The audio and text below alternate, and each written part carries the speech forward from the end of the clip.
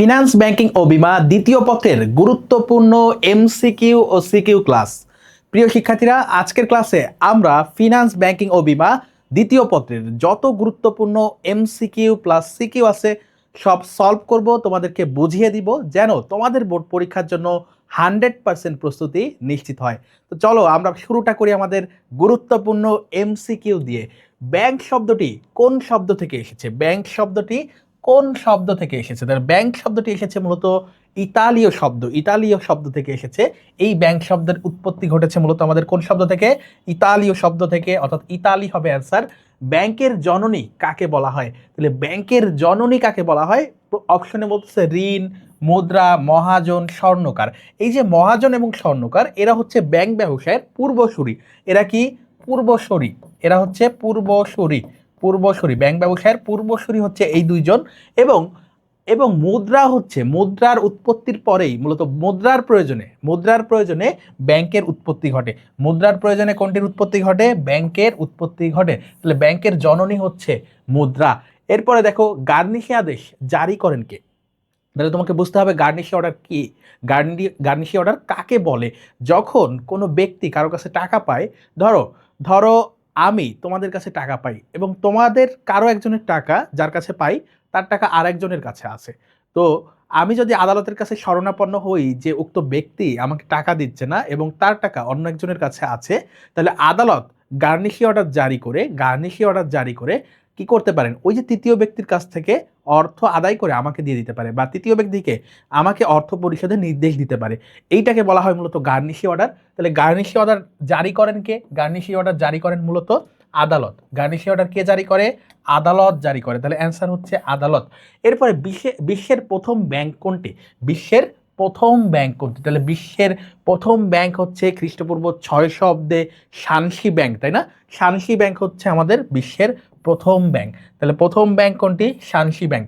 এরপরে দেখো, বাংলাদেশ ব্যাংক প্রতিষ্ঠিত হয় কোন সালে? তাহলে বাংলাদেশ ব্যাংক 1971 সালের 16 ডিসেম্বর থেকে কার্যকর, অর্থাৎ 1971 সালে প্রতিষ্ঠা লাভ করে। বাংলাদেশ ব্যাংক কবে প্রতিষ্ঠা লাভ করে? 1971 সালে। এরপরে দেখো, আধুনিক অর্থনীতির জীবনী শক্তি কোনটি? তাহলে আধুনিক অর্থনীতির জীবনী শক্তি, দেখো অর্থনীতির জীবনী শক্তি বলতেছে, অর্থনীতির জীবনী শক্তি হচ্ছে ব্যাংক। অর্থনীতির জীবনী শক্তি কোনটা? অর্থনীতির জীবনী শক্তি হচ্ছে ব্যাংক। আধুনিক অর্থনীতির জীবনী শক্তি হচ্ছে bank. Life blood of modern economics হচ্ছে ব্যাংক। এরপরে দেখো, নিচের কোনটি রাষ্ট্রায়ত্ত বাণিজ্যিক ব্যাংক? তাহলে আমরা আমাদের যে প্রথম অধ্যায়ে পড়েছি যে ব্যাংক ব্যবসায়ের যে প্রাথমিক ধারণা, সেখানে দেখেছি বাংলাদেশে কতগুলো ব্যাংক রয়েছে এবং সেগুলো কোন কোন শ্রেণীতে ভাগ করা হয়। এবং এই যে সরকারি মালিকানা, রাষ্ট্রায়ত্ত মানে কি? সরকারি ব্যাংক। তাহলে এইখানে সরকারি ব্যাংক কোনটা? এইখানে যে বাণিজ্যিক ব্যাংকগুলো আছে তার মধ্যে সরকারি ব্যাংক কোনটা? তাহলে এই যে ব্র্যাক, যমুনা, রাজবাংলা, এগুলো হচ্ছে বেসরকারি বাণিজ্যিক ব্যাংক। এগুলো হচ্ছে বেসরকারি বাণিজ্যিক ব্যাংক। এগুলো কি? বেসরকারি মালিকানায় বাণিজ্যিক ব্যাংক, বেসরকারি বাণিজ্যিক ব্যাংক, তাই তো? বেসরকারি বাণিজ্যিক ব্যাংক। আর যে সোনালী ব্যাংক আছে, এটা হচ্ছে রাষ্ট্রায়ত্ত বা রাষ্ট্র মালিকানাধীন বাণিজ্যিক ব্যাংক হচ্ছে আমাদের সোনালী ব্যাংক। রাষ্ট্র মালিকানাধীন বাণিজ্যিক ব্যাংক কোনটা? এই সোনালী ব্যাংক। তাহলে অ্যান্সার হচ্ছে এ। অ্যান্সার কি? এ বা ক। যুক্তরাষ্ট্রের অধিকাংশ ব্যাংক কোন ধরনের ব্যাংক? আমাদের দেশে আমরা যে ব্যাংকগুলো দেখি, প্রচলিত ব্যাংক হচ্ছে বাংলাদেশে শাখা ব্যাংকিং। বাংলাদেশের ক্ষেত্রে হচ্ছে শাখা ব্যাংকিং প্রচলিত। এটা হচ্ছে বাংলাদেশে। আর যুক্তরাষ্ট্রের ক্ষেত্রে কি হয়? যুক্তরাষ্ট্রের অধিকাংশ ব্যাংকগুলো হচ্ছে একক ব্যাংক। যুক্তরাষ্ট্রে বেশি প্রচলিত বা অধিকাংশ ব্যাংক হচ্ছে মূলত একক ব্যাংক। তাহলে অ্যান্সার হচ্ছে এ। অ্যান্সার হচ্ছে কি? অ্যান্সার হচ্ছে এ। আর বাংলাদেশে প্রচলিত ব্যাংকিং ব্যবস্থা হচ্ছে শাখা ব্যাংকিং। যদি প্রশ্ন করে বাংলাদেশে প্রচলিত ব্যাংকিং ব্যবস্থা কোন ধরনের? শাখা ব্যাংকিং। আর যদি যুক্তরাষ্ট্রের কথা বলে তাহলে একক ব্যাংকিং। নিচের কোনটি বিশেষায়িত ব্যাংক? তাহলে বিশেষায়িত ব্যাংক আছে বাংলাদেশে 3টা। বিশেষায়িত ব্যাংক আছে কয়টা? 3টা। তো সেই তিনটার মধ্যে দেখো, কৃষি হচ্ছে একটা, কৃষি ব্যাংক হচ্ছে একটা, আরেকটা হচ্ছে রাজশাহী কৃষি উন্নয়ন ব্যাংক, আরেকটা হচ্ছে প্রবাসী কল্যাণ ব্যাংক, আরেকটা হচ্ছে কি?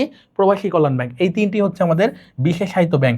আর এগুলো দেখো, এগুলো হচ্ছে বাণিজ্যিক ব্যাংক। সোনালী, রূপালী, জনতা, 3টাই হচ্ছে সরকারি মালিকানায় বাণিজ্যিক ব্যাংক। এরপর দেখো, ব্যাংক ব্যবস্থার পূর্বসূরি কে? তাহলে ব্যাংক ব্যবস্থার পূর্বসূরি হচ্ছে স্বর্ণকার, মহাজন, এরা হচ্ছে ব্যাংক ব্যবসায়ের পূর্বসূরি। তাহলে দেখো, এখানে কর্মকার আছে, রৌপ্যকার আছে, চর্মকার আছে, এগুলোর একটাও হবে না। অ্যান্সার হবে কি? স্বর্ণকার বা মহাজন শ্রেণী। স্বর্ণকার বা মহাজন শ্রেণী। এরপর দেখো বাংলাদেশে ব্যাংকের প্রধান নির্বাহীকে, তাহলে বাংলাদেশ ব্যাংকের প্রধান নির্বাহী হচ্ছে গভর্নর। বাংলাদেশ ব্যাংকের প্রধান নির্বাহীকে কি বলি আমরা? গভর্নর বলে থাকি। এরপরে বলছে কোন ব্যাংকে মাদার অফ সেন্ট্রাল ব্যাংক বলা হয়? তাহলে মাদার অফ সেন্ট্রাল ব্যাংক হচ্ছে bank of England. Mother of central bank কোনটি? ব্যাংক অফ ইংল্যান্ডকে বলা হয় মূলত mother of central bank. Mother of central bank, সকল কেন্দ্রীয় ব্যাংকের জননী। ওকে, এরপর দেখো সরকারের কোন মন্ত্রণালয়ের অধীনে বাংলাদেশ ব্যাংক থাকে? তাহলে কোন মন্ত্রণালয়ের অধীনে? বাংলাদেশ ব্যাংক হচ্ছে অর্থ মন্ত্রণালয়ের অধীনে বা ministry of finance. Ministry of finance অর্থাৎ অর্থ মন্ত্রণালয়ের অধীনে বাংলাদেশ ব্যাংক পরিচালিত হয়। এরপরে বলছে নোট ও মুদ্রার প্রচলন। নোট ও মুদ্রার প্রচলন। নোট ও মুদ্রার প্রচলন কেন্দ্রীয় ব্যাংকের কি ধরনের কার্যাবলী? তাহলে কেন্দ্রীয় ব্যাংকের কার্যাবলী আছে, সাধারণ কার্যাবলী আছে, বিশেষ কার্যাবলী আছে। তাহলে মূল বা সাধারণ কার্যাবলী হচ্ছে এই যে নোট ও মুদ্রার প্রচলন। নোট ও মুদ্রার প্রচলন হচ্ছে সাধারণ কার্যাবলী। কোন ধরনের কার্যাবলী? সাধারণ কার্যাবলী। এরপর দেখো কেন্দ্রীয় ব্যাংকের কাজ কোনটি? কেন্দ্রীয় ব্যাংকের কাজ কোনটি? তাহলে দেখো আমানত সংগ্রহ করা, মুনাফা অর্জন, ঋণ প্রদান, এই তিনটাই হচ্ছে কার কাজ? বাণিজ্যিক ব্যাংকের কাজ। এই তিনটা কার কাজ? বাণিজ্যিক ব্যাংকের কাজ। বাণিজ্যিক ব্যাংকের কাজ। বাণিজ্যিক ব্যাংকের কাজ হচ্ছে এই তিনটা। এখন এই যে ঋণ নিয়ন্ত্রণ কে করে? ঋণ নিয়ন্ত্রণ করে হচ্ছে কেন্দ্রীয় ব্যাংক বা বাংলাদেশ ব্যাংক। তাহলে অ্যান্সার হচ্ছে আমাদের সি। এরপরে দেখো সিআরআর এর পূর্ণরূপ কি? CRR cash reserve ratio. Cash reserve কি? রেশিও। দেখো প্রথমটাতে বলতেছে রিকোয়ারমেন্ট আছে, তাহলে রিকোয়ারমেন্ট ভুল। তারপরে দেখো ক্যাশ রিকোয়ারমেন্ট আছে, এটাও ভুল। তাহলে ক্যাশ রিজার্ভ রিকোয়ারমেন্ট, এটাও ভুল। ক্যাশ রিজার্ভ রেশিও, তাহলে এখানে তিনটা কথাই কারেক্ট আছে। তাহলে অ্যান্সার হচ্ছে আমাদের ডি। আমাদের অ্যান্সার কি হবে? ডি হবে এই প্রশ্নের অ্যান্সার। এরপরে দেখো, এরপরে বলছে মুদ্রাস্ফীতির ফলে কি ঘটে? মুদ্রাস্ফীতির ফলে কি ঘটে? বলছে কর্মসংস্থান বাড়ে, বিনিয়োগ বাড়ে, সুদের হার বাড়ে। আর মুদ্রাস্ফীতি হলে পণ্যের দাম বেড়ে যায়। মুদ্রাস্ফীতি হলে কোনটি ঘটে? মুদ্রাস্ফীতি হলে পণ্যের দাম বাড়ে, ক্রয় ক্ষমতা কমে। কি হয়? পণ্যের দাম বাড়ে বা ক্রয় ক্ষমতা কমে, বা কি অর্থের ক্রয় ক্ষমতা কমে। অর্থের ক্রয় ক্ষমতা কমে যায়, অর্থের ক্রয় ক্ষমতা কমে যায় বা পণ্যের দাম বেড়ে যায়। তাহলে অ্যান্সার হচ্ছে আমাদের ডি। অ্যান্সার কি? Answer D. এরপর হচ্ছে কেন্দ্রীয় ব্যাংকের ঋণ নিয়ন্ত্রণের গুণগত পদ্ধতি কোনটি? তাহলে আমাদের কেন্দ্রীয় ব্যাংকের পদ্ধতি আছে দুইটা, একটা হচ্ছে নির্বাচনমূলক বা গুণগত, আর একটা হচ্ছে সংখ্যাত্মক পদ্ধতি বা পরিমাণবাচক পদ্ধতি। তাহলে এইখানে দেখো ঋণ নিয়ন্ত্রণের গুণগত বলছে। তাহলে গুণগত হচ্ছে দেখো এই যে ব্যাংক হার নীতি, ঋণের বরাদ্দকরণ নীতি, খোলা বাজার নীতি, জমার হার পরিবর্তন নীতি। তাহলে এই যে ব্যাংক হার নীতি দেখতেছো, খোলা বাজার নীতি দেখতেছো এবং জমার হার, এই তিনটা হচ্ছে মূলত কি? কেন্দ্রীয় ব্যাংকের সংখ্যাত্মক পদ্ধতি। কি পদ্ধতি? সংখ্যাত্মক। আর এই যে গুণগত পদ্ধতি বা নির্বাচনমূলক পদ্ধতি হচ্ছে ঋণের বরাদ্দকরণ নীতি, অর্থাৎ কোন ব্যাংককে কতটুকু ঋণ দিবে বাংলাদেশ ব্যাংক, সেটা হচ্ছে ঋণের বরাদ্দকরণ নীতির আওতায় আসে এবং সেটা হচ্ছে একটা গুণগত পদ্ধতি, সেটা হচ্ছে একটা নির্বাচনমূলক পদ্ধতি। তাহলে অ্যান্সার হচ্ছে আমাদের বি। এই প্রশ্নের অ্যান্সার কি? এই প্রশ্নের অ্যান্সার হচ্ছে বি। 19 নং এমসিকিউতে যদি আসি, কেন্দ্রীয় ব্যাংকের ঋণ নিয়ন্ত্রণের নির্বাচনমূলক পদ্ধতি জানতে চেয়েছে আবারও। তাহলে তোমাদেরকে বুঝতেই পারছো কেন্দ্রীয় ব্যাংক থেকে কোন টাইপের প্রশ্ন আসতেছে। কেন্দ্রীয় ব্যাংক থেকে সংখ্যাত্মক পদ্ধতি বা গুণগত পদ্ধতি বা নির্বাচনমূলক পদ্ধতি কোনগুলো সেগুলো জানতে চাচ্ছে। তাহলে তোমাদের এই দুইটা পদ্ধতি, সংখ্যাত্মক এবং গুণগত পদ্ধতি, এই দুইটা পদ্ধতি আলাদা আলাদাভাবে পড়তে হবে কোনটার মধ্যে কি আছে। তাহলে এইখানে চেয়েছে নির্বাচনমূলক বা গুণগত পদ্ধতি। কোন পদ্ধতি? গুণগত। নির্বাচনমূলক বা গুণগত পদ্ধতি। তাহলে দেখো আগের প্রশ্নে ছিল আমাদের ঋণের বরাদ্দকরণ নীতি, কিন্তু এই অপশনে আর ঋণের বরাদ্দকরণ দেখা যাচ্ছে না। এইখানে তিনটা অপশন দেখা যাচ্ছে, এই তিনটাই কিন্তু সংখ্যাত্মক পদ্ধতি। এই তিনটাই কি? সংখ্যাত্মক পদ্ধতি। কিন্তু এই যে শাস্তিমূলক ব্যবস্থা, এইটা কিন্তু আবার নির্বাচনমূলক বা গুণগতের মধ্যে তোমরা পড়েছো কেন্দ্রীয় ব্যাংকের অধ্যায়ে, কেন্দ্রীয় ব্যাংকের ঋণ নিয়ন্ত্রণের মধ্যে। তাহলে আমাদের অ্যান্সার হবে এ। বাংলাদেশের অর্থবাজারের নিয়ন্ত্রককে? বাংলাদেশের অর্থবাজারের নিয়ন্ত্রককে। তাহলে অর্থবাজারের আরেক নাম কি? অর্থবাজারের আরেক নাম মুদ্রা বাজার, মানি মার্কেট, মুদ্রা বাজার বা কি মানি মার্কেট। তাহলে এই যে মুদ্রা বাজার বা মানি মার্কেট কে নিয়ন্ত্রণ করে? বাংলাদেশে হচ্ছে বাংলাদেশ ব্যাংক বা কেন্দ্রীয় ব্যাংক নিয়ন্ত্রণ করে। কে নিয়ন্ত্রণ করে? কেন্দ্রীয় ব্যাংক বা বাংলাদেশ ব্যাংক। এরপর হচ্ছে মুদ্রা বাজারের মধ্যমণি বলা হয় কাকে? মুদ্রা বাজারের মধ্যমণি অর্থাৎ কাকে ঘিরে মুদ্রা বাজার আবর্তিত হয়? তাহলে কেন্দ্রীয় ব্যাংক হচ্ছে নিয়ন্ত্রক। কেন্দ্রীয় ব্যাংক কি? নিয়ন্ত্রক। আর মধ্যমণি হচ্ছে, কেন্দ্রীয় ব্যাংক হচ্ছে নিয়ন্ত্রক আর মধ্যমণি হচ্ছে বাণিজ্যিক ব্যাংক। মধ্যমণি হচ্ছে বাণিজ্যিক ব্যাংক।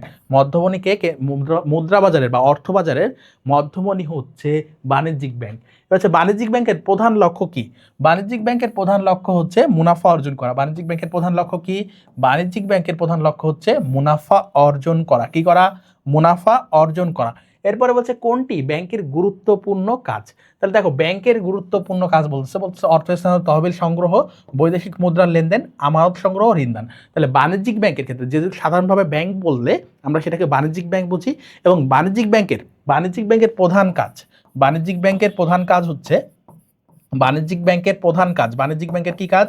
প্রধান কাজ। বাণিজ্যিক ব্যাংকের প্রধান কাজ হচ্ছে আমানত সংগ্রহ এবং ঋণদান।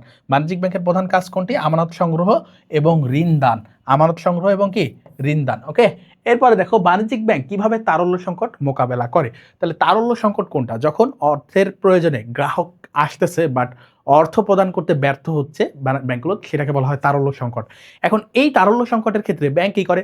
ব্যাংক তুমি যেমন কি করো, তোমার প্রাপ্য বিল বা কোনো বিল থাকলে তুমি কি করো, তোমার অর্থের প্রয়োজনে ওইটা ব্যাংকে যায় কমিশনের বিনিময়ে ভাঙিয়ে নিয়ে আসো, অর্থাৎ নগদ টাকা। অর্থাৎ 100 টাকা হইলে ধরো 5% কমিশনে যদি ভাঙিয়ে দেয় তাহলে তোমাকে 95 টাকা দিল, আর 5% ব্যাংকের লাভ ওই মেয়াদ পূর্তিতে। এখন বাণিজ্যিক ব্যাংকের কাছে যে বিলগুলো থাকে সেইগুলো যদি বাণিজ্যিক ব্যাংক সংকটে পড়ে তখন কেন্দ্রীয় ব্যাংকের কাছে ভাঙিয়ে নেয়, অর্থাৎ কেন্দ্রীয় ব্যাংকের কাছ থেকে বাণিজ্যিক ব্যাংক কমিশনে অর্থ নেয় এবং বিলগুলো দিয়ে দেয়, মেয়াদ পূর্তি হলে কেন্দ্রীয় ব্যাংক সেই টাকাগুলো পেয়ে যায়, অর্থাৎ পুরো টাকা পেয়ে যায়। তাহলে বাণিজ্যিক ব্যাংক কিভাবে তারল্য সংকট মোকাবেলা করে? বিল পুনঃবাট্টা করে। বিল কি করে? পুনঃবাট্টা করে, অর্থাৎ তোমার কাছ থেকে যে বিলগুলো নিয়ে তারা হচ্ছে তোমাকে টাকা দিয়েছিল সেইটা আবার কেন্দ্রীয় ব্যাংকের কাছে বিক্রি করে তারাও টাকা নেয়, অর্থাৎ তারল্য ঘাটতি মোকাবেলা করে। এবার দেখো চাহিদা মাত্র আমানতকারীদের অর্থ ফেরত দেওয়ার জন্য বাণিজ্যিক ব্যাংক কোন নীতি অনুসরণ করে? তাহলে চাহিদা মাত্র অর্থ ফেরত দেওয়া হচ্ছে বাণিজ্যিক ব্যাংকের, অর্থাৎ চাইলেই যদি টাকা দিতে হয় সেটাকে কি বলা হয়? নগদের প্রয়োজন, তাই না? তাহলে নগদের প্রয়োজনের সাথে আমাদের কোন নীতি জড়িত? তারল্য নীতি। কোন নীতি? তারল্য নীতি জড়িত। তারল্য নীতি হচ্ছে জড়িত। এরপরে দেখো নিচের কোনটি বাণিজ্যিক ব্যাংকের সেবামূলক কাজ? কোনটি? সেবামূলক কাজ। তাহলে দেখো এই যে ঋণ প্রদান, অবলেখক হিসেবে কাজ, এগুলো হচ্ছে মূলত প্রতিনিধি হিসেবে কাজ। ওসি বা অবলেখক এগুলো হচ্ছে প্রতিনিধিত্বমূলক কাজ। এগুলো কি? প্রতিনিধিত্বমূলক। এই দুইটা হচ্ছে প্রতিনিধিত্বমূলক কাজ। তাহলে কোন ব্যাংকের কার্যক্রম, মানে ব্যাংকের কার্যাবলীকে যে বিভিন্ন শ্রেণী বিভাগে আমরা ভাগ করেছি বাণিজ্যিক ব্যাংকের ক্ষেত্রে, সেইগুলো তোমাদেরকে পড়তে হবে। কোনটা সাধারণ কার্যাবলী, কোনটা পরামর্শমূলক কার্যাবলী, কোনটা প্রতিনিধিত্বমূলক কার্যাবলী, কোনটা বিশেষ কার্যাবলী, এই শ্রেণী বিভাগগুলো তোমাদেরকে পড়তে হবে। তাহলে এই দুইটা প্রতিনিধিত্বমূলক, এটা হচ্ছে সাধারণ, এটা হচ্ছে কি? সাধারণ কার্যাবলী। আর এই যে পরামর্শদান হচ্ছে সেবামূলক। পরামর্শদান কি? সেবামূলক। পরামর্শদান কি? সেবামূলক কার্যাবলী, সেবামূলক। তাহলে অ্যান্সার হচ্ছে আমাদের এ। অ্যান্সার কি? অ্যান্সার হচ্ছে আমাদের এ। এরপরে দেখো কোনটি বাণিজ্যিক ব্যাংকের প্রতিনিধিত্বমূলক কার্যাবলীর অন্তর্গত? তাহলে প্রতিনিধিত্বমূলক এর আগেই দেখাইলাম, ওসি হিসেবে কাজ, অবলেখক হিসেবে কাজ। তা দেখো ঋণ দেওয়া সাধারণ কার্যাবলী, আমানত সংগ্রহ সাধারণ বা প্রধান কার্যাবলী। এই যে আমানত সংগ্রহ এবং ঋণদান কি? প্রধান কাজ। প্রধান বা সাধারণ কাজ, প্রধান বা সাধারণ কাজ, সাধারণ কাজ। এবার দেখো বিনিময় বিলের বাট্টাকরণ, গ্রাহকদের চেকের অর্থ সংগ্রহ। তাহলে চেকের অর্থ সংগ্রহ করা হচ্ছে একটা প্রতিনিধিত্বমূলক কাজ, একটা কি? প্রতিনিধিত্ব বা ওসি হিসেবে কাজ। ওসি মানে হচ্ছে প্রতিনিধিত্বমূলক কাজ। তাহলে অ্যান্সার হচ্ছে আমাদের ডি। এরপরে দেখো বাণিজ্যিক ব্যাংকের প্রধান নীতি কোনটি? তাহলে বাণিজ্যিক ব্যাংকের যে নীতিগুলো আছে যেমন সচ্ছলতার নীতি, তারল্য নীতি, এগুলো হচ্ছে প্রধান নীতি বলা হয়। বাণিজ্যিক ব্যাংকের অনেকগুলো নীতি আছে, যার মধ্যে তারল্য নীতি তোমরা পড়েছো, সচ্ছলতার নীতি পড়েছো, তাই না? তো এই প্রধান নীতির মধ্যে দেখো এই যে প্রস্থা, আচার, এগুলো কিন্তু প্রধান না। প্রধান নীতি হচ্ছে তারল্য। প্রধান নীতি কি? তারল্য। তারপরে কি হতে পারে? সচ্ছলতা বা আর্থিক সচ্ছলতার নীতি। এরপর দেখো দায় পরিশোধে সামর্থ্য বাণিজ্যিক ব্যাংকের কোন ধরনের নীতি? তাহলে দায় পরিশোধ করতে সামর্থ্য হবে সচ্ছলতার নীতির কারণে। তাহলে সচ্ছলতার নীতি অনুযায়ী ব্যাংকগুলো কি হয়? দায় পরিশোধে সামর্থ্য থাকে। তাহলে অ্যান্সার হচ্ছে সচ্ছলতার নীতি। কোন নীতি? সচ্ছলতার নীতি। তাহলে দায় পরিশোধের সাথে কোনটা সম্পর্কিত? সচ্ছলতা। বাণিজ্যিক ব্যাংকের আয়ের প্রধান উৎস কি? তাহলে বাণিজ্যিক ব্যাংকের আয়ের প্রধান উৎস হচ্ছে কি? বাণিজ্যিক ব্যাংকের আয়ের প্রধান উৎস হচ্ছে ঋণের সুদ, প্রদত্ত ঋণের সুদ। এটা কি? প্রদত্ত ঋণের সুদ। প্রদত্ত ঋণের সুদ হচ্ছে তাদের আয়ের প্রধান উৎস। ব্যাংক হিসাব খোলার মাধ্যমে ব্যাংক ও গ্রাহকের মধ্যে, ব্যাংক হিসাব খোলার মাধ্যমে ব্যাংক এবং গ্রাহকদের মধ্যে কি ধরনের সম্পর্ক সৃষ্টি হয়? তাহলে ব্যাংকে গ্রাহক হিসাব খোলার পর মূলত আর্থিক লেনদেন করে, তাহলে আর্থিক সম্পর্ক সৃষ্টি হয়। কোনটি সৃষ্টি হয়?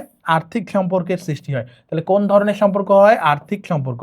এরপরে দেখো স্থায়ী হিসাব খোলার ধাপ কয়টি? স্থায়ী হিসাব খোলার ধাপ মূলত আমাদের তিনটি। স্থায়ী হিসাব খোলা কয়টি ধাপ অনুসরণ করে? তিনটি ধাপ অনুসরণ করে আমাদের স্থায়ী হিসাব খোলা হয়। তাহলে স্থায়ী হিসাব খোলার পদ্ধতি হচ্ছে, স্থায়ী হিসাব খোলার যে পদ্ধতি রয়েছে সেখানে আমরা পড়েছি তিনটি ধাপ। আমাদের ব্যাংক হিসাব যে অধ্যায় রয়েছে সেখানে আমরা পড়েছি যে চলতি হিসাব কিভাবে খুলতে হয়, স্থায়ী হিসাব কীভাবে খুলতে হয়। কিন্তু আমাদের স্থায়ী হিসাব খোলার ক্ষেত্রে মাত্র তিনটি স্টেপ লাগে, অর্থাৎ তোমাকে অর্থ নিয়ে যেতে হবে এবং যে ফর্ম রয়েছে সেটি পূরণ করতে হবে এবং তোমাকে এফডিআর দিবে। এই 3টি স্টেপ আমাদের মূলত ফলো করতে হয়।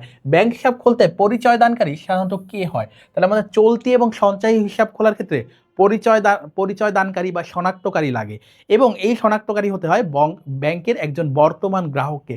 কাকে হতে হয়? ব্যাংকের বর্তমান গ্রাহককে। তাহলে অভিভাবক হলে হবে না, ব্যাংকের একজন গ্রাহক হতে হবে, ব্যাংকের একজন বর্তমান গ্রাহক হতে হবে, ব্যাংকের একজন কি হতে হবে? ব্যাংকের বর্তমান গ্রাহক হতে হবে।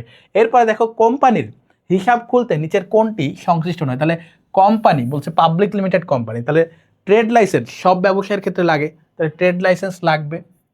এবার বলছে চুক্তিপত্র শুধুমাত্র অংশীদারি ব্যবসায় লাগে। শুধু কোন ব্যবসায় লাগে? অংশীদারি ব্যবসায়ের ক্ষেত্রে লাগে, আর কোনো ব্যবসায়ে চুক্তিপত্র লাগে না। তাহলে আমাদেরকে প্রশ্ন করেছে সংশ্লিষ্ট নয়, তাহলে অ্যান্সার হবে কি? এই চুক্তিপত্র। তাহলে অ্যান্সার হচ্ছে আমাদের বি। অ্যান্সার কি আমাদের? বি। এরপরে দেখো নমুনা স্বাক্ষর কার্ডে কার স্বাক্ষরের নমুনা থাকে? তাহলে যিনি হিসাবধারী হবেন, যিনি আমানতকারী হবে, যিনি হিসাব খুলবে, তার স্বাক্ষর থাকবে নমুনা স্বাক্ষরে। তাহলে আমানতকারী বা ব্যাংকের গ্রাহকের স্বাক্ষর থাকে হচ্ছে নমুনা স্বাক্ষর কার্ডে। তাহলে অ্যান্সার হচ্ছে আমাদের এ। অ্যান্সার হচ্ছে আমাদের কি? এ। পরের এমসিকিউতে বলছে কেওয়াইসি এর পূর্ণরূপ কি? তাহলে কেওয়াইসি কখন লাগে? যখন ব্যাংকে আমরা হিসাব খুলতে যাই, গ্রাহক হিসেবে যখন হিসাব খুলতে যাই তখন আমাদের কেওয়াইসি ফর্ম দেয়, যেন আমাদের যে লেনদেনের প্রকৃতি, আমাদের মানি লন্ডারিং এর কোনো সম্ভাব্যতা রয়েছে কিনা বা কোন ধরনের লেনদেন করব এইটা জানার জন্য। এবং এই কেওয়াইসির পূর্ণরূপ হচ্ছে know your customer. Know your customer, তাহলে এখানে কনজিউমার আছে এটা ভুল, ক্লায়েন্ট আছে এটা ভুল। দেখো নো ইওর কাস্টমার আছে অপশন সিতে, নো ইওর কাস্টমার আছে কোথায়? অপশন সিতে। তাহলে আমাদের অ্যান্সার হচ্ছে সি। এরপরে কোন হিসাবে ব্যাংক কোনো সুদ প্রদান করে না? কোন হিসাবে ব্যাংক কোনো সুদ প্রদান করে না? তাহলে সুদ প্রদান করে না এইটা আমাদের কাছে জানতে চাচ্ছে। এখন সুদ প্রদান করবে না হচ্ছে চলতি হিসাবে। কোন হিসাবে? চলতি হিসাবে। কারণ চলতি হিসাবে যতবার ইচ্ছা ততবার উত্তোলন করা যায়, যতবার ইচ্ছা ততবার জমা দেওয়া যায়, কিন্তু কোনো সুদ দেওয়া হয় না। বরং কি দেওয়া হয়? জমা অতিরিক্ত উত্তোলন বা ওভারড্রাফটের সুবিধা দেওয়া হয়। জমা অতিরিক্ত উত্তোলন বা ওভারড্রাফট বা কি ওভারড্রাফটের সুবিধা দেওয়া হয়। ওভারড্রাফট কি লিখতে পারো? ওভারড্রাফটের সুবিধা দেওয়া হয়। ওভারড্রাফটের সুবিধা দেওয়া হয়। তাহলে আমাদের অ্যান্সার হচ্ছে এ। কোন হিসাবে সুদ দেওয়া হয় না? চলতি হিসাবে সুদ দেওয়া হয় না, কিন্তু জমা অতিরিক্ত উত্তোলন বা ওভারড্রাফটের সুযোগ দেওয়া হয়। ওকে, তাহলে এই বিষয়টা তোমাদেরকে একটু মনে রাখতে হবে। কোন হিসাবধারীকে এটিএম কার্ড সরবরাহ করা হয় না? তাহলে চলতি আর সঞ্চয়ী যারা আছে তাদেরকে এটিএম কার্ড দেওয়া হয়, ডেবিট এবং ক্রেডিট। কিন্তু যারা স্থায়ী হিসাবে রেখেছে, অর্থাৎ নির্দিষ্ট মেয়াদের জন্য রেখেছে, তাদেরকে শুধুমাত্র FDR, fixed deposit receipt, FDR দেওয়া হয়। তাদেরকে কি দেওয়া হয়? এফডিআর, ফিক্সড ডিপোজিট রিসিপ্ট দেওয়া হয়। তাদেরকে কোনো ধরনের এটিএম কার্ড সরবরাহ করা হয় না। তাহলে অ্যান্সার হচ্ছে আমাদের সি। অ্যান্সার কি? সি। এরপর দেখো শিক্ষার্থীদের জন্য কোন ব্যাংক হিসাব উপযোগী? তাহলে শিক্ষার্থীদের জন্য স্টুডেন্ট অ্যাকাউন্ট অথবা স্কুল সেভিংস অ্যাকাউন্ট। তাহলে দেখো শিক্ষার্থীদের জন্য কোন হিসাব উপযোগী? এখানে স্কুল সঞ্চয়ী আছে, স্টুডেন্ট অ্যাকাউন্ট নাই। তাহলে আমাদের অ্যান্সার হবে স্কুল সঞ্চয়ী। অ্যান্সার কি হবে? স্কুল সঞ্চয়ী। এরপর বলছে নমুনা স্বাক্ষর কার্ডে অন্তর্ভুক্ত বিষয় কি থাকে বা কি থাকে নমুনা স্বাক্ষর কার্ডে? আমরা কি দেখতে পাই সেই বিষয়টি জানতে চেয়েছে। বলছে হিসাবে শিরোনাম ও গ্রাহকের নাম এটা থাকে। এবার দেখো নমিনির নাম ও স্বাক্ষর কিন্তু থাকে না। নমুনা স্বাক্ষর কার্ডে নমিনির নাম ও স্বাক্ষর থাকে না, গ্রাহকের স্বাক্ষর থাকে তিনটি। কয়টি থাকে? তিনটি স্বাক্ষর থাকে। তাহলে 1 ও 3 অ্যান্সার কি হবে? 1 ও 3। এরপরে দেখো 1881 সালের হস্তান্তরযোগ্য দলিল আইনের কোন ধারায় বিনিময় বিল সম্পর্কে বলা হয়েছে? তাহলে বিনিময় বিল সম্পর্কে হস্তান্তরযোগ্য দলিল আইনের 5 ধারায় বলা হয়েছে। কোন ধারায় বলা হয়েছে? 5 ধারায়। আমাদের দেশে বহাল হস্তান্তরযোগ্য দলিল আইন অনুসারে কোনটি হস্তান্তরযোগ্য দলিল হিসেবে গণ্য নয়? তাহলে হস্তান্তরযোগ্য দলিলে 3টা বিষয়কে হস্তান্তরযোগ্য দলিল বলছে, সেটা হচ্ছে আমাদের অঙ্গীকারপত্র, বিনিময় বিল এবং চেক। শেয়ার ওয়ারেন্ট হস্তান্তরযোগ্য দলিল নয়। তাহলে আমাদের অ্যান্সার কি হবে? এই প্রশ্নের অ্যান্সার হবে হচ্ছে আমাদের বি। অ্যান্সার কি হবে? বি। এরপর দেখো বর্তমানে প্রচলিত হস্তান্তরযোগ্য দলিল আইনটি কত সালের? বাংলাদেশে এখনো পর্যন্ত 1881 সালের হস্তান্তরযোগ্য দলিল আইন প্রচলিত আছে। তাহলে অ্যান্সার হচ্ছে সি। আমাদের অ্যান্সার কি? সি। জনাব করিম ধারে কেনা বেচার জন্য অত্যন্ত জনপ্রিয়। তাহলে এখানে বলতেছে ধারে কেনা বেচার জন্য অত্যন্ত জনপ্রিয় হস্তান্তরযোগ্য ঋণের দলিল ব্যবহার করেন। তিনি কোন দলিলটি ব্যবহার করছেন? তাহলে ধারে ক্রয় বিক্রয়ে কোন দলিল ব্যবহার করা হয়? ধারে ক্রয় বিক্রয়ে বিনিময় বিল ব্যবহার করা হয়। কোন দলিল ব্যবহার করা হয়? বিনিময় বিল ব্যবহার করা হয়। বিনিময় বিল কে তৈরি করেন? বিনিময় বিল পাওনাদার তৈরি করেন। কে তৈরি করেন? পাওনাদার বা বিক্রেতা তৈরি করেন। কে তৈরি করেন? বিনিময় বিল পাওনাদার বা বিক্রেতা তৈরি করেন। কে তৈরি করেন? পাওনাদার বা বিক্রেতা তৈরি করেন। তাহলে পাওনাদার বা বিক্রেতা হচ্ছে আমাদের অ্যান্সার। এবার হচ্ছে সরকারি নোটে কে স্বাক্ষর করেন? সরকারি নোট, আমাদের দেশে সরকারি নোট কয়টা আছে? 3টা। 1, 2, 5 টাকা। কোনটা? 1, 2 এবং 5 টাকার নোট। 1, 2 এবং কি 5 টাকার নোট। 5 টাকার নোট। তাহলে এই 3টা নোটে স্বাক্ষর থাকে গভর্নরের না, গভর্নরের স্বাক্ষর থাকে ব্যাংক নোটে। কিন্তু এই যে সরকারি নোটে স্বাক্ষর থাকে হচ্ছে অর্থ সচিবের, ফাইন্যান্স সেক্রেটারি, অর্থ সচিব বা ফাইন্যান্স। আর গভর্নরে থাকে কোথায়? ব্যাংক নোটে, ব্যাংক নোটে, ব্যাংক নোটে। ওকে, এরপরে দেখো, এরপরে হচ্ছে কোনটি সরকারি নোট? মাত্র বললাম সরকারি নোট হচ্ছে 3টি। সরকারি নোট কয়টি? 3টি। 1, 2 এবং 5।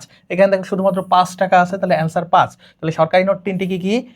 1, 2 এবং 5 টাকা। 1, 2 এবং কি 5 টাকার যে নোট, সেই 3টা হচ্ছে সরকারি নোট। তাহলে অ্যান্সার হচ্ছে এ। ব্যাংক নোট প্রচলন করে কে? ব্যাংক নোট প্রচলন করে হচ্ছে কেন্দ্রীয় ব্যাংক। ব্যাংক নোট কে প্রচলন করে? ব্যাংক নোট প্রচলন করে কেন্দ্রীয় ব্যাংক। ব্যাংক নোট কে প্রচলন করে? ব্যাংক নোট প্রচলন করে কেন্দ্রীয় ব্যাংক। কেন্দ্রীয় ব্যাংক ব্যাংক নোট প্রচলন করে। এবার দেখো হস্তান্তরযোগ্য ঋণের দলিলের হস্তান্তর হতে পারে কিভাবে? হতে পারে অর্পণের মাধ্যমে, কাউকে দিয়ে দেওয়ার মাধ্যমে বা অর্পণ করার মাধ্যমে, অনুমোদন করার মাধ্যমে। পৃষ্ঠা অঙ্কন মানে কি? পৃষ্ঠা অঙ্কন মানে স্বাক্ষর। পৃষ্ঠা অঙ্কন মানে কি?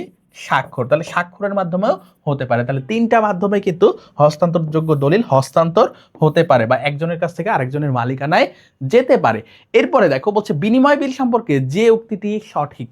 বিনিময় বিল সম্পর্কে কোন উক্তিটি সঠিক?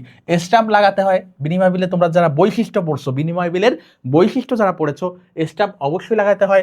আদিষ্টের স্বীকৃতির দরকার হয়। বৈদেশিক বাণিজ্যে ব্যবহৃত হয়। তাহলে 3টাই কিন্তু কারেক্ট, 1, 2 ও 3। যারা বৈশিষ্ট্য পড়ছো, বিনিময় বিলের বৈশিষ্ট্য জানতে হবে, অঙ্গীকার পত্রের বৈশিষ্ট্য জানতে হবে, চেকের বৈশিষ্ট্য জানতে হবে তোমাদেরকে এমসিকিউ সিকিউ সবগুলো সলভ করার জন্য। এরপরে দেখো ব্যাংকের প্রতি গ্রাহকের লিখিত নির্দেশকে কি বলে? তাহলে ব্যাংকের প্রতি বা ব্যাংকের উপর গ্রাহকের লিখিত নোটিশকে আমরা কি বলি বা নির্দেশকে আমরা কি বলি? চেক বলি। ব্যাংকের উপর লিখিত আদেশকে আমরা চেক বলি। এবার আধুনিক চেক সর্বপ্রথম কোথায় ছাপানো হয়? তাহলে আধুনিক চেক সর্বপ্রথম ইংল্যান্ডে ছাপানো হয়। আধুনিক চেক সর্বপ্রথম কোথায় ছাপানো হয়? ইংল্যান্ডে। এরপরে দেখো নিচের কোনটি চেকের উপর উল্লেখ করতে হয় না? তাহলে চেকের উপর গ্রহীতার নাম থাকে, কে পাবে? Pay to. দাতার নাম, যে যার হচ্ছে অ্যাকাউন্ট হোল্ডার, তার নাম থাকে চেকের উপর। এরপর দেখো প্রস্তুতের তারিখ থাকে, তারিখ তো অবশ্যই থাকতে হবে। তাহলে 1, 2, 3 তিনটাই থাকে। কিন্তু এই যে স্থিতি মানে হচ্ছে ব্যাংক ব্যালেন্স। স্থিতি মানে কি? Bank balance. স্থিতির ইংরেজি যদি বলো ব্যাংকের ব্যালেন্স কত এইটা, বা ব্যাংকে জমার পরিমাণ, তোমার অ্যাকাউন্টে কত টাকা আছে এটা তো তুমি চেকে লিখে দিবা না। তাহলে এইটা কিন্তু থাকবে না, এটা হচ্ছে থাকবে না। তাহলে অ্যান্সার হচ্ছে আমাদের এ। অ্যান্সার কি? এ। ওকে, অ্যান্সার হচ্ছে আমাদের এ। এরপর দেখো একটি বৈধ চেকের সর্বোচ্চ মেয়াদকাল কতদিন? একটি বৈধ চেকের সর্বোচ্চ মেয়াদকাল হচ্ছে 180 দিন। 180 দিন বা কি 6 মাস বা 6 মাস বা 6 মাস হচ্ছে আমাদের অ্যান্সার। এবার দেখো বাণিজ্যিক ব্যাংক কোনটি ইস্যু করে? বাণিজ্যিক ব্যাংক, দেখো বাণিজ্যিক ব্যাংক কে ইস্যু করে? তাহলে বাণিজ্যিক ব্যাংক হচ্ছে দেখো সরকারি নোট ইস্যু করে সরকার। সরকারি নোট কে ইস্যু করে? সরকার। ব্যাংক নোট ইস্যু করে বাংলাদেশ ব্যাংক। ব্যাংক নোট কে ইস্যু করে? বাংলাদেশ ব্যাংক। ওকে, এরপরে দেখো ট্রেজারি বিল, এটা কে ইস্যু করে? এটা সরকার। এটা সরকার ইস্যু করে। প্রত্যয়পত্র হচ্ছে বাণিজ্যিক ব্যাংক ইস্যু করতে পারে। প্রত্যয়পত্র কে ইস্যু করতে পারে? বাণিজ্যিক ব্যাংক। তাহলে অ্যান্সার আমাদের ডি। অ্যান্সার হচ্ছে আমাদের ডি। চেকের আদেশটাকে, চেকের আদেশটা হচ্ছে আমানতকারী বা গ্রাহক। চেকের আদেশটাকে আমানতকারী বা ব্যাংকের গ্রাহক, যার অ্যাকাউন্ট সে, তাহলে ব্যাংকের গ্রাহক বা আমানতকারী। এবার চেকে দাগ কাটার সুবিধা কি? চেকে দাগ কাটার সুবিধা হচ্ছে দ্রুত অর্থ স্থানান্তর হয় না চেকে দাগ কাটলে, নিরাপত্তা বিধান হয়। চেকে দাগ কাটলে কি হয়? নিরাপদে অর্থ এক অ্যাকাউন্ট থেকে বা এক হিসাব থেকে অন্য হিসাবে যায়, অর্থাৎ কেউ ব্যাংকে জমা না দিয়ে সেই টাকা তুলতে পারে না। তাহলে অ্যান্সার হচ্ছে আমাদের নিরাপত্তা বিধান। অ্যান্সার কি? নিরাপত্তা বিধান। এরপরে বলছে এমআইসিআর এর পুনরূপ কি? এমআইসিআর হচ্ছে আধুনিক cheque, magnetic in character recognition. একটা সময় ছিল যখন আমাদের ওই যে নিকাশ ঘর পড়ছো তোমরা, এখন কিন্তু অটোমেটেড ক্লিয়ারিং হাউস এটাও পড়ছো। বাংলাদেশ অটোমেটেড ক্লিয়ারিং হাউস আছে বাংলাদেশে। কিন্তু একসময় যে ওই যে অফলাইন বা হচ্ছে নিকাশ ঘর ছিল যখন হচ্ছে ব্যাংকের কর্মকর্তারা ওই চেকগুলো এক ব্যাংকের চেক আরেক ব্যাংকে জমা হইলে ওইটা নিয়ে বাংলাদেশ ব্যাংকে যাইতো, সবাই একসাথে বসে নিকাশ ঘরে বসে ওইগুলো সলভ করতো, কার অ্যাকাউন্ট থেকে কত কাটা হবে জমা হবে এগুলো। কিন্তু এখন অটোমেটেড ক্লিয়ারিং হাউস হয়েছে শুধুমাত্র এই এমআইসিআর চেকের কারণে সম্ভব হয়েছে। এখানে ম্যাগনেটিক ইঙ্ক থাকে, এমন কালি দিয়ে ছোট ছোট ছোট ছোট নাম্বার থাকে, সেইগুলো স্ক্যান করে বাংলাদেশ ব্যাংকের ওয়েবসাইটে পাঠানো যায় এবং অটোমেটেড ক্লিয়ারিং হাউসের মাধ্যমে নিষ্পত্তি হয়। তাহলে এমআইসিআর এর পূর্ণরূপ কি? Magnetic ink character recognition. তাহলে ইঙ্ক চেক রেজিস্ট্রেশন এই দুইটা কথা ভুল আছে। Ink cheque recognition, magnetic ink cheque recognition, magnetic ink cheque recognition না, এটা হচ্ছে character recognition. Magnetic ink character registration কথাটা ভুল আছে, ম্যাগনেটিক ইঙ্ক ক্যারেক্টার রিকগনিশন, অর্থাৎ শেষেরটা হচ্ছে কারেক্ট, শেষেরটা হচ্ছে আমাদের কারেক্ট। এরপর দেখো নতুন ধরনের এমআইসিআর চেকে কোন ঘর পূরণের প্রয়োজন পড়ে না। তাহলে নতুন ধরনের এমআইসিআর চেকে সরাসরি হিসাবের নাম্বার বা অ্যাকাউন্ট নাম্বার উল্লেখ থাকে। অ্যাকাউন্ট নাম্বার কি থাকে? এই চেকে উল্লেখ থাকে। তাহলে আমানতকারীর হিসাব নং বা অ্যাকাউন্ট নাম্বার কি দেওয়া লাগে না, লিখতে হয় না। তাহলে এটার ক্ষেত্রে অ্যাকাউন্ট নাম্বার লিখতে হয় না, বরং কি এটা দেওয়া থাকে। তাহলে অ্যান্সার হচ্ছে আমাদের বি। এরপর দেখো বিশেষ দাগকাটা চেকের উদ্দেশ্য হলো জালিয়াতি রোধ করা, প্রামাণ্য দলিল, দ্রুত অর্থ স্থানান্তর। তাহলে দ্রুত অর্থ কিন্তু সংগ্রহ হয় না, দ্রুত অর্থ সংগ্রহ করা যায় না এই দাগকাটা চেকে, কারণ এটা ব্যাংকে জমা দিতে হবে, তারপরে সেই অ্যাকাউন্ট থেকে তুলতে হবে। তাহলে 1 আর 2 হচ্ছে আমাদের অ্যান্সার, 1 ও 2 হচ্ছে আমাদের অ্যান্সার। এরপর দেখো কোনটি স্বল্পমেয়াদী তহবিলের উৎস। তাহলে স্বল্পমেয়াদী তহবিলের উৎস কোনটা দেখো, আর দেখো পরিশোধিত মূলধন স্থায়ী বা অনেক দিনের জন্য দেওয়া হয়, তাহলে এটা দীর্ঘমেয়াদী, এটা হচ্ছে না। তারপর দেখো শেয়ার বিক্রয় দীর্ঘদিনের জন্য হয়, মর্টগেজ বন্ড এটাও দীর্ঘমেয়াদী। তাহলে বাণিজ্যিক ব্যাংক থেকে কিন্তু আমরা স্বল্পমেয়াদী ঋণ নিতে পারি, বাণিজ্যিক ব্যাংক থেকে কি করতে পারি? স্বল্পমেয়াদী ঋণ নিতে পারি। তাহলে আমাদের অ্যান্সার হচ্ছে বি, আমাদের অ্যান্সার কি? বি। এরপর দেখো বিএসসিএস এর পূর্ণরূপ কি? Bangladesh automated clearing house. BSCS কি? Bangladesh automated clearing house. যদি এসসিএস আছে তাহলে অটোমেটেড ক্লিয়ারিং হাউস।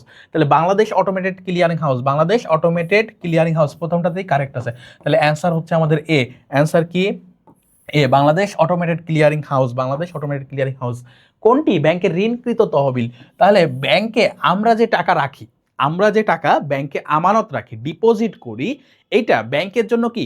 লোন, ব্যাংকের জন্য লোন, অর্থাৎ ব্যাংকের জন্য এক প্রকার দায়, আমাদের জন্য সম্পদ। আর তাহলে এখানে কি বলছে? ব্যাংকের জন্য ঋণকৃত তহবিল হচ্ছে গ্রাহকের আমানত, ব্যাংকের জন্য ঋণকৃত তহবিল হচ্ছে গ্রাহকের আমানত। এবার স্থাবর সম্পত্তি বন্ধক রেখে ঋণ হিসাবের বিপক্ষে ব্যাংক যে ঋণ মঞ্জুর করে তাকে কি বলা হয়? তাকে সরাসরি লোন বলা হয় বা ধার বলা হয়। কি বলা হয়? লোন বা ধার। তাকে কি বলা হয়? লোন বা ধার। জমা অতিরিক্ত ঋণ কোথায় দেখা হয়? চলতি হিসাবের ক্ষেত্রে দেওয়া হয়, চলতি হিসাবের ক্ষেত্রে দেওয়া হয়। তবে এটাকে কি বলা হয়? Cash credit. এটাকে কি বলা হয়? Cash credit, cash credit. এটাকে কি বলা হয়? Cash credit. বাণিজ্যিক ঋণ হচ্ছে কমার্শিয়াল লোন। এটাকে কি বলা হয়? কমার্শিয়াল লোন, কমার্শিয়াল লোন, ঠিক আছে, কমার্শিয়াল লোন।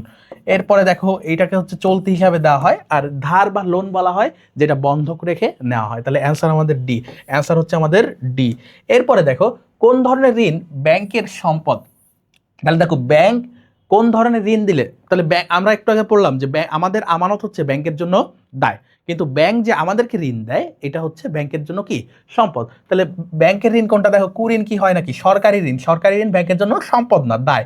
সরকারি ঋণ হচ্ছে দায়। তারপরে দেখো জমা অতিরিক্ত ঋণ। তাহলে জমা অতিরিক্ত ঋণ হচ্ছে আমাদেরকে তুলতে দেওয়া হয় চলতি হিসাবের বিপরীতে। কিসের বিপরীতে? চলতি হিসাবের বিপরীতে, চলতি হিসাবের বিপরীতে দেওয়া হয়। এটা ব্যাংকের জন্য একটা সম্পদ, এটা ব্যাংকের জন্য কি? এক প্রকার সম্পদ, এটা ব্যাংকের জন্য এক প্রকার সম্পদ। এখন নগদ ঋণ যদি বলতে চাও, তাহলে নগদ ঋণ কিন্তু ব্যাংকও নিতে পারে। তাহলে ব্যাংক নিলে ব্যাংকের জন্য দায়। তাহলে আমরা বলতে পারতেছি না যে এটা সম্পদ নাকি দায়। তাহলে অ্যান্সার আমাদের সি। ব্যাংক অনুৎপাদনশীল খাতে আগাম মঞ্জুরে অগ্রাধিকার দেয় না কেন? তাহলে যেসব খাতগুলো অনুৎপাদনশীল সেই সব খাতে ব্যাংক অগ্রাধিকার কেন দেয় না? কারণ সেসব খাত থেকে তার যে লোন দিয়েছে সেইটার মূল বা প্রিন্সিপাল প্লাস ইন্টারেস্ট বা সুদ এই দুইটাই আদায় হওয়ার সম্ভাবনাটা কি? কম, এই জন্য দেয় না। তাহলে বলতেছে দেখো উক্ত জামানত রাখা হয় না, কম পরিমাণে মুনাফা অর্জিত হয়, এগুলো কোনো কিছুই না, ঋণ ফেরতের নিশ্চয়তা কম থাকে। তাহলে এই জন্য হচ্ছে ব্যাংক কি করে? এইসব খাতে অগ্রাধিকার দেয় না।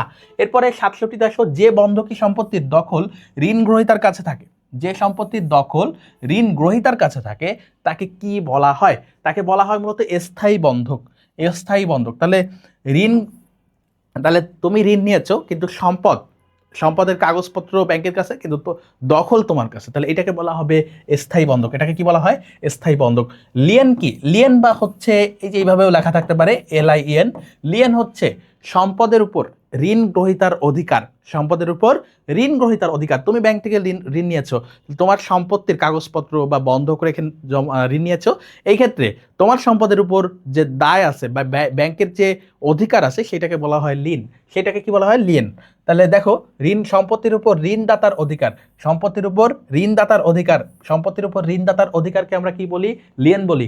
এবার দেখো, ব্যাংকের কাছে কোন জামানতটি উত্তম? ব্যাংকের কাছে কোন জামানতটি উত্তম? তাহলে ব্যাংক, দেখো, ব্যাংক যখন ঋণ দিবে তখন যদি তোমার কোনো এফডিআর থাকে, তোমার যদি স্থায়ী আমানত থাকে, স্থায়ী আমানত থাকে, সেক্ষেত্রে কি হবে? ব্যাংকের কাছে তোমার টাকা জমা আছে, তুমি ওই রসিদ জমা দিয়ে যদি লোন নাও, সেক্ষেত্রে তুমি যদি কোনো কারণে লোন ফেরত না দাও, ব্যাংক স্থায়ী আমানত থেকে টাকা কেটে সে তার পরিশোধ করে নিবে নিজে নিজে। তাহলে এইটা সবচেয়ে ব্যাংকের জন্য কি? নিরাপদ। তাহলে জামানতটি উত্তম কোনটা? স্থায়ী আমানত রসিদ। তাহলে ব্যাংকের দিক থেকে স্থায়ী আমানত রসিদ হচ্ছে সবচেয়ে নিরাপদ। কিন্তু তোমার জন্য তোমার যদি আর কি লোন নিয়ে যদি পরিশোধ করার ইচ্ছা না থাকে, তাহলে তুমি এফডিআর জমা দিবা না, কারণ এফডিআর দিলে সে অটোমেটিক সে হচ্ছে কি করবে? সে লোন হচ্ছে পরিশোধ করে করে নিবে যদি তুমি কোনো কারণে ব্যর্থ হও। এই জন্য ব্যাংকের কাছে হচ্ছে জামানতটি উত্তম। এবার দেখো, ব্যাংক তহবিল বলতে বোঝায় নিজস্ব মূলধন ও সঞ্চিত তহবিল, নিজস্ব উৎস থেকে প্রাপ্ত অর্থ, ব্যাংকের পরিশোধিত মূলধন। তাহলে 1 2 3 তিনটাই হচ্ছে আমাদের অ্যান্সার, 1 2 3 তিনটাই কিন্তু আমাদের অ্যান্সার। তাহলে অ্যান্সার ডি। এরপরে বলছে যে কিসের ওপর মুদ্রার লেনদেন নির্ভর করে? তাহলে মুদ্রার লেনদেন নির্ভর হয়, মানে এক দেশ থেকে আরেক দেশের মুদ্রার যে ট্রান্সফার বা লেনদেন বা ট্রানজ্যাকশন, এটা নির্ভর করে বিনিময় হারের উপর। এটা কিসের উপর নির্ভর করে? বিনিময় হারের উপর। বিনিময় হারের উপর। কখন একটি দেশের মুদ্রার মূল্য ও বিনিময় হার বাড়ে? তাহলে মুদ্রার মূল্য, আমাদের দেশের ধরো টাকার মূল্য বাড়বে অন্য দেশের তুলনায়, বা বিনিময় হার বাড়বে, এটা বাড়বে যখন রপ্তানি হবে, যখন বৈদেশিক আয় বেশি বেশি হবে। তাই দেখো, রপ্তানি বাড়লে হবে, আমদানি বাড়লে হবে না, বৈদেশিক বিনিয়োগ কমলে হবে না, বৈদেশিক সাহায্য কমলে হবে না। তাহলে অ্যান্সার হচ্ছে রপ্তানি বাড়লে অথবা বৈদেশিক আয় বাড়লে, অথবা কি বৈদেশিক আয়, বৈদেশিক আয় বা রেমিটেন্স বাড়লে, বা কি রেমিটেন্স বৃদ্ধি পেলে। ওকে, রেমিটেন্স বৃদ্ধি পেলে। এরপর দেখো, বলছে ক্রয় ক্ষমতার সমতা তত্ত্বের জনককে? ক্রয় ক্ষমতার সমতা তত্ত্বের জনক হচ্ছে গুস্তাভ ক্যাসেল। ক্রয় ক্ষমতার সমতা তত্ত্ব, এটার ইংরেজি নামটাও তোমরা একটু জেনে রাখো, পারচেজিং পাওয়ার প্যারিটি। কি বলা হয়? পারচেজিং পাওয়ার প্যারিটি। Purchasing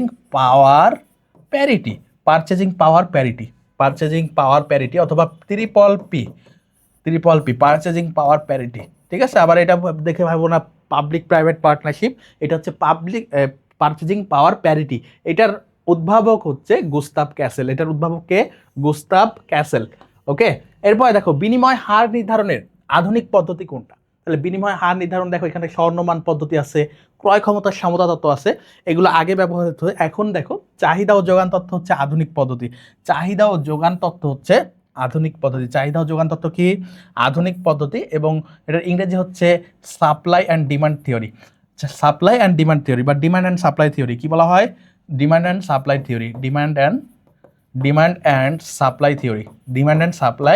theory. তাহলে এইটা হচ্ছে আধুনিক। এরপরে দেখো, বলছে নিচের কোনটি ব্যবসায় বাণিজ্যে ব্যবহৃত দলিল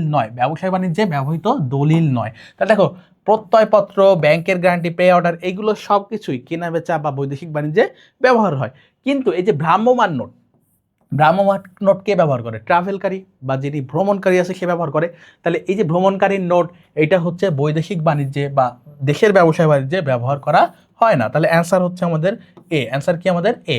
কোন দলিল আমদানিকারকের পক্ষে রপ্তানিকারকের অনুকূলে ইস্যু করা হয়? তাহলে আমদানিকারকের পক্ষে ইস্যু করা হয় হচ্ছে প্রত্যয়পত্র, এলসি বা লেটার অফ ক্রেডিট। প্রত্যয়পত্র, এলসি বা লেটার অফ ক্রেডিট, বা কি লেটার অফ ক্রেডিট। ওকে, তারপরে দেখো, তারপরে বলছে কার অনুমোদন ছাড়া প্রত্যয়পত্র বাতিল করা যায় না? তাহলে প্রত্যয়পত্র কে ইস্যু করে? ব্যাংক ইস্যু করে। প্রত্যয়পত্র কে ইস্যু করে? ব্যাংক। আবার বাতিল করতে গেলেও ব্যাংকের অনুমতি লাগে, আবার বাতিল করতে গেলেও কার অনুমতি লাগে? ব্যাংকের। তাহলে ব্যাংক ইস্যু করে, ব্যাংক বাতিল করতে পারে। এরপর দেখো, কোনটি প্রত্যাখ্যাত হওয়ার কোনো ঝুঁকি নেই? দেখো এখানে চেক প্রত্যাখ্যাত হতে পারে, ব্যাংক ড্রাফট প্রত্যাখ্যাত হতে পারে, ক্যাশ কার্ড প্রত্যাখ্যান হতে পারে টাকা না থাকলে। কিন্তু পে অর্ডার নিতে গেলে তোমাকে টাকা জমা দিতে হয়, টাকা জমা দিয়ে নিতে হয়। তাহলে এইটা এটা তুমি আর ভাঙাইতেও পারবা না, ফেরতও করতে পারবা না, যার নামে ইস্যু করবা শুধুমাত্র সে উঠাইতে পারবে। তাহলে এই ক্ষেত্রে এটা যেহেতু জমা দিয়ে করতে হয়, তাহলে এই ক্ষেত্রে তোমার কি হবে, এটার ক্ষেত্রে তোমার প্রত্যাখ্যান হওয়ার কোনো ঝুঁকি নেই, প্রত্যাখ্যাত হওয়ার কোনো ঝুঁকি নেই। বৈদেশিক বিনিময় হার নির্ধারণের পদ্ধতি হলো ধাতব মুদ্রা ব্যবস্থা, স্বর্ণমান ব্যবস্থা, কাগজি মুদ্রা ব্যবস্থা, তিনটাই কিন্তু বৈদেশিক বিনিময় হার নির্ধারণের একটা ব্যবস্থা। এরপর দেখো, বিদেশে অর্থ প্রদান আদান প্রদানের ক্ষেত্রে ব্যবহারযোগ্য দলিল হচ্ছে পে অর্ডার ব্যবহার করা যায়, পে অর্ডার ব্যবহার করা যায় বিদেশের ক্ষেত্রে, বিনিময় বিল ব্যবহার করা যায়, ব্যাংক ড্রাফট, তিনটাই কিন্তু আমরা ব্যবহার করতে পারি। তাহলে বিদেশে অর্থ আদান প্রদানের ক্ষেত্রে ব্যবহারযোগ্য দলিল হচ্ছে তিনটাই, তিনটাই কিন্তু আমরা ব্যবহার করতে পারি। এরপরে দেখো, অনলাইন ব্যাংকিং সেবা প্রথম কোথায় চালু হয়? অনলাইন ব্যাংকিং সেবা প্রথম চালু হয় হচ্ছে যুক্তরাষ্ট্রে। কোথায় চালু হয়? অনলাইন ব্যাংকিং ব্যবস্থা প্রথম চালু হয় যুক্তরাষ্ট্রে বা আমেরিকায়। যুক্তরাষ্ট্র বা আমেরিকাতে হচ্ছে অনলাইন ব্যাংকিং ব্যবস্থা চালু হয়। এবার দেখো, অনলাইন ব্যাংকিং সুবিধা কোনটির ব্যবহার হ্রাস করেছে? তাহলে অনলাইন ব্যাংকিং সুবিধা bank draft, pay order, bank note, প্রত্যয়পত্র। তাহলে দেখো, এই জিনিসগুলো কিন্তু এখনো আমাদের প্রয়োজন হয়, কিন্তু এই যে ব্যাংক ড্রাফট কেন ব্যবহার করা হতো? তোমার এক স্থান থেকে অন্য জায়গায় অর্থ স্থানান্তরের জন্য এটা ব্যবহার করতো। কেন? অর্থ স্থানান্তর করার জন্য। এখন তুমি যদি মোবাইলের মাধ্যমে বা হচ্ছে অ্যাপের মাধ্যমে অর্থ স্থানান্তর করতে পারো, তাহলে তুমি কি ব্যাংকে যেয়ে তারপরে হচ্ছে আবেদন করে এক ব্যাংক থেকে আরেক ব্যাংকে অর্থ উঠাবা বা পাঠাবা বা সেন্ড করবা না? তাহলে ব্যাংক ড্রাফটের প্রচলন কি করছে? কমিয়ে দিয়েছে। তাহলে অ্যান্সার হবে আমাদের এ। অ্যান্সার কি হবে? এ। এরপরে বলছে অনলাইন ব্যাংকিং কোন ধরনের ব্যাংকিং ব্যবস্থায় বেশি সুবিধাজনক? তাহলে অনলাইন ব্যাংকিং হইতে গেলে তোমাকে কি করতে হয়? এক ব্যাংক থেকে অন্য ব্যাংকে টাকা স্থানান্তর করতে হয়, বা হচ্ছে এক ব্যাংকের থেকে অন্য ব্যাংকে বা অন্য জেলায় যেয়ে তোমাকে কি করতে হয়? অর্থ উত্তোলন করার প্রয়োজন হতে পারে, বা ট্রান্সফার তুমি করবা এক জায়গা থেকে অন্য জায়গায়। তাহলে যত বেশি শাখা হবে তত তোমার জন্য ভালো অনলাইন ব্যাংকিং। কিন্তু একক ব্যাংক হইলে সেটা কি হবে? সুবিধাজনক না। তাহলে অনলাইন ব্যাংকিংয়ের ক্ষেত্রে শাখা ব্যাংকিং হচ্ছে সবচেয়ে বেশি সুবিধাজনক। এরপরে দেখো, ই ব্যাংকিংয়ের পূর্ণরূপ কি, বা ই ব্যাংকিং বলতে কি বোঝায়? ই ব্যাংকিং বলতে বোঝায় আমাদের ইলেকট্রনিক ব্যাংকিং। কি বোঝায়? Electronic banking. এরপরে দেখো, কোনটি ই ব্যাংকিং সেবার অন্তর্ভুক্ত নয়? তাহলে ই ব্যাংকিংয়ের মাধ্যমে তুমি কোনগুলো করতেছো? এখানে বলছে অন্তর্ভুক্ত নয়। তাহলে কার্ডের মাধ্যমে ব্যাংকিং, এটা অন্তর্ভুক্ত। বিক্রয় বিন্দু সেবা, এটাকে বলা হয় কি? পজ বা পয়েন্ট অফ সেল, বা কি বলা হয়? Point of sell. ওকে, তাহলে এইটাও অনলাইন। SMS ব্যাংকিং, এইটাও অনলাইন। আর এই যে চেকের মাধ্যমে যেটা, এটা কিন্তু অন্তর্ভুক্ত নয়। তাহলে অ্যান্সার আমাদের ডি। অ্যান্সার কি আমাদের? ডি। তাহলে ই ব্যাংকিং এর অন্তর্ভুক্ত নয় হচ্ছে আমাদের চেকের মাধ্যমে ব্যাংকিং। ব্যাংকিং এর ক্ষেত্রে MT এর পূর্ণরূপ কি? তাহলে ব্যাংকিং এর ক্ষেত্রে MT এর পূর্ণরূপ হচ্ছে মেইল ট্রান্সফার। কি বলা হয়? Mail transfer. MT মানে হচ্ছে মেইল ট্রান্সফার। এরপর দেখো, যে কোনো ব্যক্তি ATM কার্ড ব্যবহার করতে না পারার কারণ কি? তাহলে তোমার ATM কার্ড যদি হারায় যায়, কেউ তো ব্যবহার করতে পারবে না সাধারণত, যদি সে পিন না জানে। কি না জানে? পার্সোনাল আইডেন্টিফিকেশন নাম্বার না জানে। তাহলে ATM কার্ড যে কোনো ব্যক্তি ব্যবহার করতে পারে না, কারণ কি? নির্দিষ্ট পিন নম্বর থাকে। পিন নম্বর থাকে, PIN, বা personal identification number, personal identification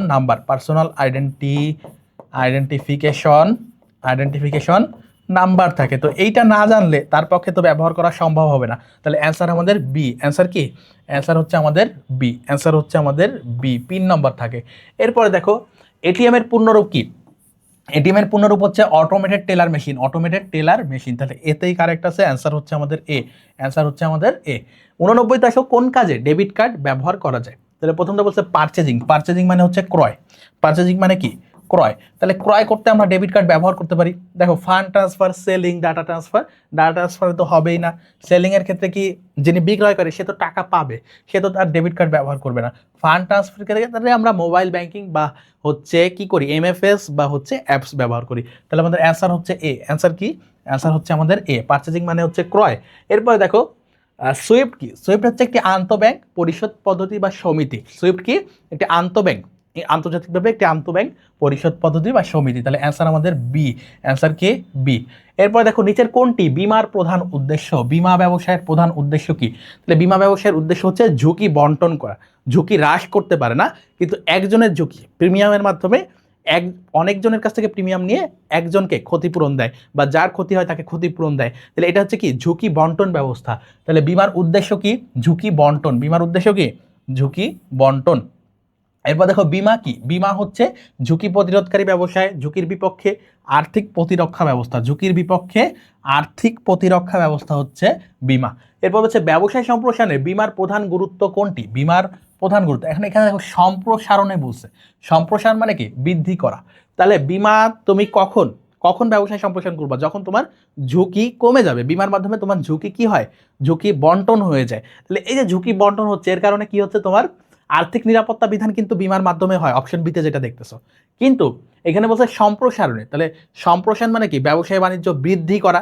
তাহলে এই যে বৃদ্ধি হইতে গেলে তোমার তো উৎসাহ লাগবে, তোমার তো কি লাগবে, বিনিয়োগের উৎসাহ লাগবে। তাহলে তুমি যদি ঝুঁকির কারণে বিনিয়োগ করতে না চাও তাহলে কিন্তু ব্যবসায় সম্প্রসারণ হবে না। তাহলে অ্যান্সার আমাদের কি হবে, এ হবে। এই প্রশ্নের অ্যান্সার কি হবে, এ হবে। ওকে, এরপর দেখো আর্থিক ক্ষতির সম্ভাবনাকে কি বলে, আর্থিক ক্ষতির সম্ভাবনাকে কি বলে, ঝুঁকি বলে। আর্থিক ক্ষতির সম্ভাবনাকে কি বলে, ঝুঁকি বলে। এরপর হচ্ছে আদর্শিক ঝুঁকির পরিসর কয়টি। তাহলে আমাদের বীমা ব্যবসার ক্ষেত্রে ঝুঁকিকে আমরা তিনটা পরিসরে ভাগ করেছি। একটা হচ্ছে আদর্শিক, একটা হচ্ছে কি আদর্শিক। এই আদর্শিকের মান হচ্ছে 75 থেকে 125-এর মধ্যে। এই যে 75-এর নিচে থাকলে এটাকে আমরা বলি উত্তম আদর্শিক, এটাকে আমরা কি বলি, উত্তম আদর্শিক, উত্তম আদর্শিক। ওকে, আর এই যে আদর্শিক হচ্ছে আমাদের বি, আদর্শিক কি বি। এবং এবং এই যে 125 থেকে 500-র মধ্যে হলে, এই যে 3 নাম্বার যেটা দেখতেছো এটা হলে আমরা বলি, এটাকে আমরা কি বলি, উপ আদর্শিক। এটাকে আমরা কি বলি, উপ আদর্শিক ঝুঁকি, উপ আদর্শিক বীমা ব্যবসার ক্ষেত্রে বলা হয়।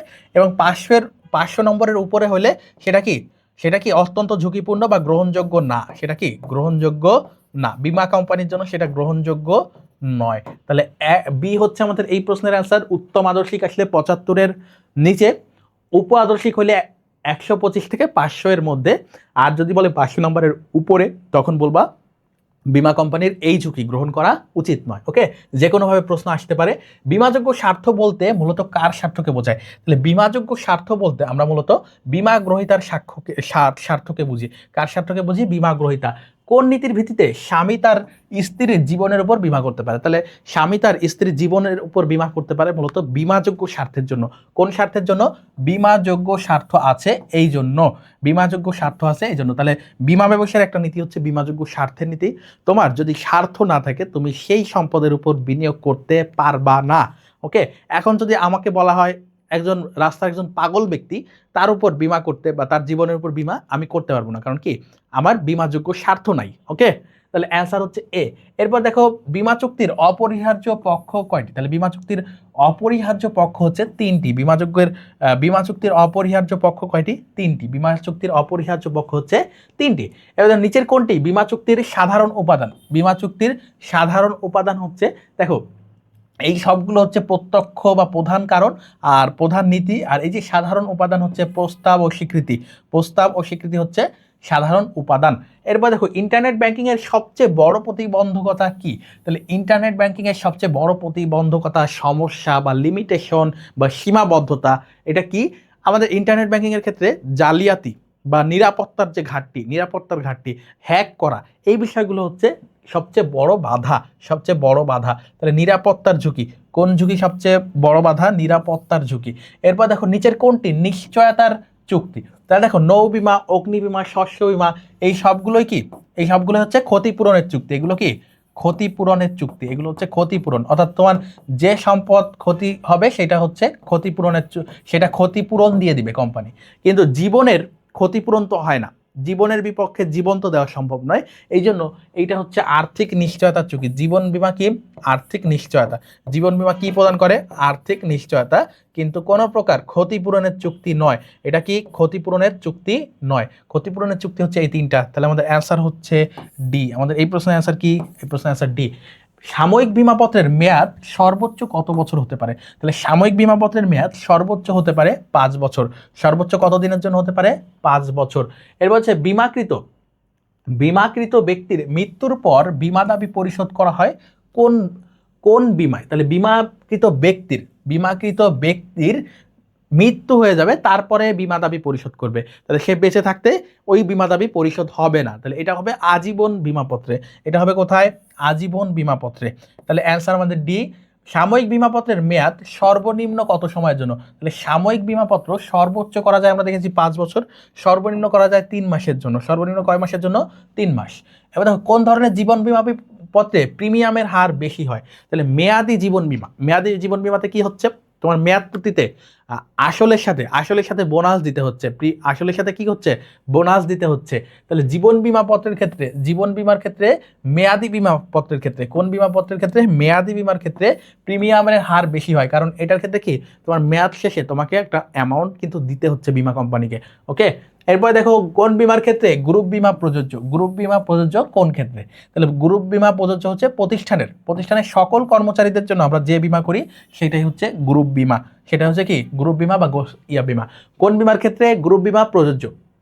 না দেখো, এর আগেরটা ছিল সকল প্রতিষ্ঠানের ক্ষেত্রে, এখন বলছে এই গ্রুপ বিমা, এই গ্রুপ বিমা কি শস্যের উপর, নৌয়ের উপর নাকি অগ্নির উপর করা যায়? দেখো এইগুলোর উপর কোনো কিছুতে করা যাবে না। গ্রুপ বিমা সবসময় মানুষের জীবনকে ঘিরে, মানে একসাথে অনেকজন মানুষের জন্য যে বিমা করা হয় সেটাকে আমরা বলছি গ্রুপ বিমা। তাহলে এটা হবে হচ্ছে জীবন বিমার একটা পদ্ধতি। তাহলে অ্যান্সার আমাদের সি। বিমাকারী কর্তৃক অন্যের ঝুঁকি গ্রহণের বিনিময়কে কি বলে? তাহলে অন্যের ঝুঁকি গ্রহণের বিনিময়কে কি বলে? তাহলে অন্যের ঝুঁকি যে বিমা কোম্পানি বন্টন করতেছে এটার বিনিময়ে বিমা কোম্পানি কি নেয়? বিমা সেলামি নেয়। কি নেয়? বিমা সেলামি। এই বিমা সেলামের ইংরেজি হচ্ছে প্রিমিয়াম, বিমা ইন্স্যুরেন্স প্রিমিয়াম। তাহলে এটার আরেকটা নাম কি বলতে পারো? বিমা সেলামি। কি বলতে পারো? বিমা সেলামি নেয়। তাহলে অ্যান্সার আমাদের বি। আমাদের অ্যান্সার কি? অ্যান্সার হচ্ছে আমাদের বি। এরপর দেখো কোন ধরনের বিমাপত্রে বোনাস প্রদান করা হয়? তাহলে জীবন বিমার ক্ষেত্রে, জীবন বিমার ক্ষেত্রে আমরা দেখি বোনাস প্রদান করা হয় মেয়াদি যেগুলো আছে এগুলোর ক্ষেত্রে। এরপর দেখো ন্যূনতম কত বছর জীবন বিমার পলিসি চালু থাকলে সমর্পণ মূল্য মানে হচ্ছে সারেন্ডার ভ্যালু। কি বলা হয়? Surrender value. সারেন্ডার ভ্যালু কখন আসবে? সারেন্ডার ভ্যালু কখন আসবে? ধরো তুমি বিমা করছো, বিমা শুরু করছো, চুক্তি করছো, এখন এই বিমা কিছুদিন চালানোর পর তুমি দেখতেছো যে হচ্ছে তুমি আর কন্টিনিউ করতে পারতেছো না, যে কোনো কারণে ওই চুক্তিটা কন্টিনিউ করতে পারছো না। এখন এই ক্ষেত্রে তোমাকে সারেন্ডার করতে হবে। এখন সারেন্ডার করলে তোমাকে সমর্পণ মূল্য বা কিছুটা মূল্য তোমাকে ফেরত দিবে তুমি যে প্রিমিয়াম দিয়েছিলা সেখান থেকে। এবং এই সারেন্ডার ভ্যালু তখনই দিবে যখন ওই বিমাটা 2 বছর ধরে তুমি চালাইছো। 2 বছরের আগে হলে তোমাকে কিছুই দিবে না, ঠিক আছে? তাহলে 2 বছরের বেশি হলে সারেন্ডার ভ্যালু তোমাকে দিবে। তাহলে বি হচ্ছে আমাদের অ্যান্সার।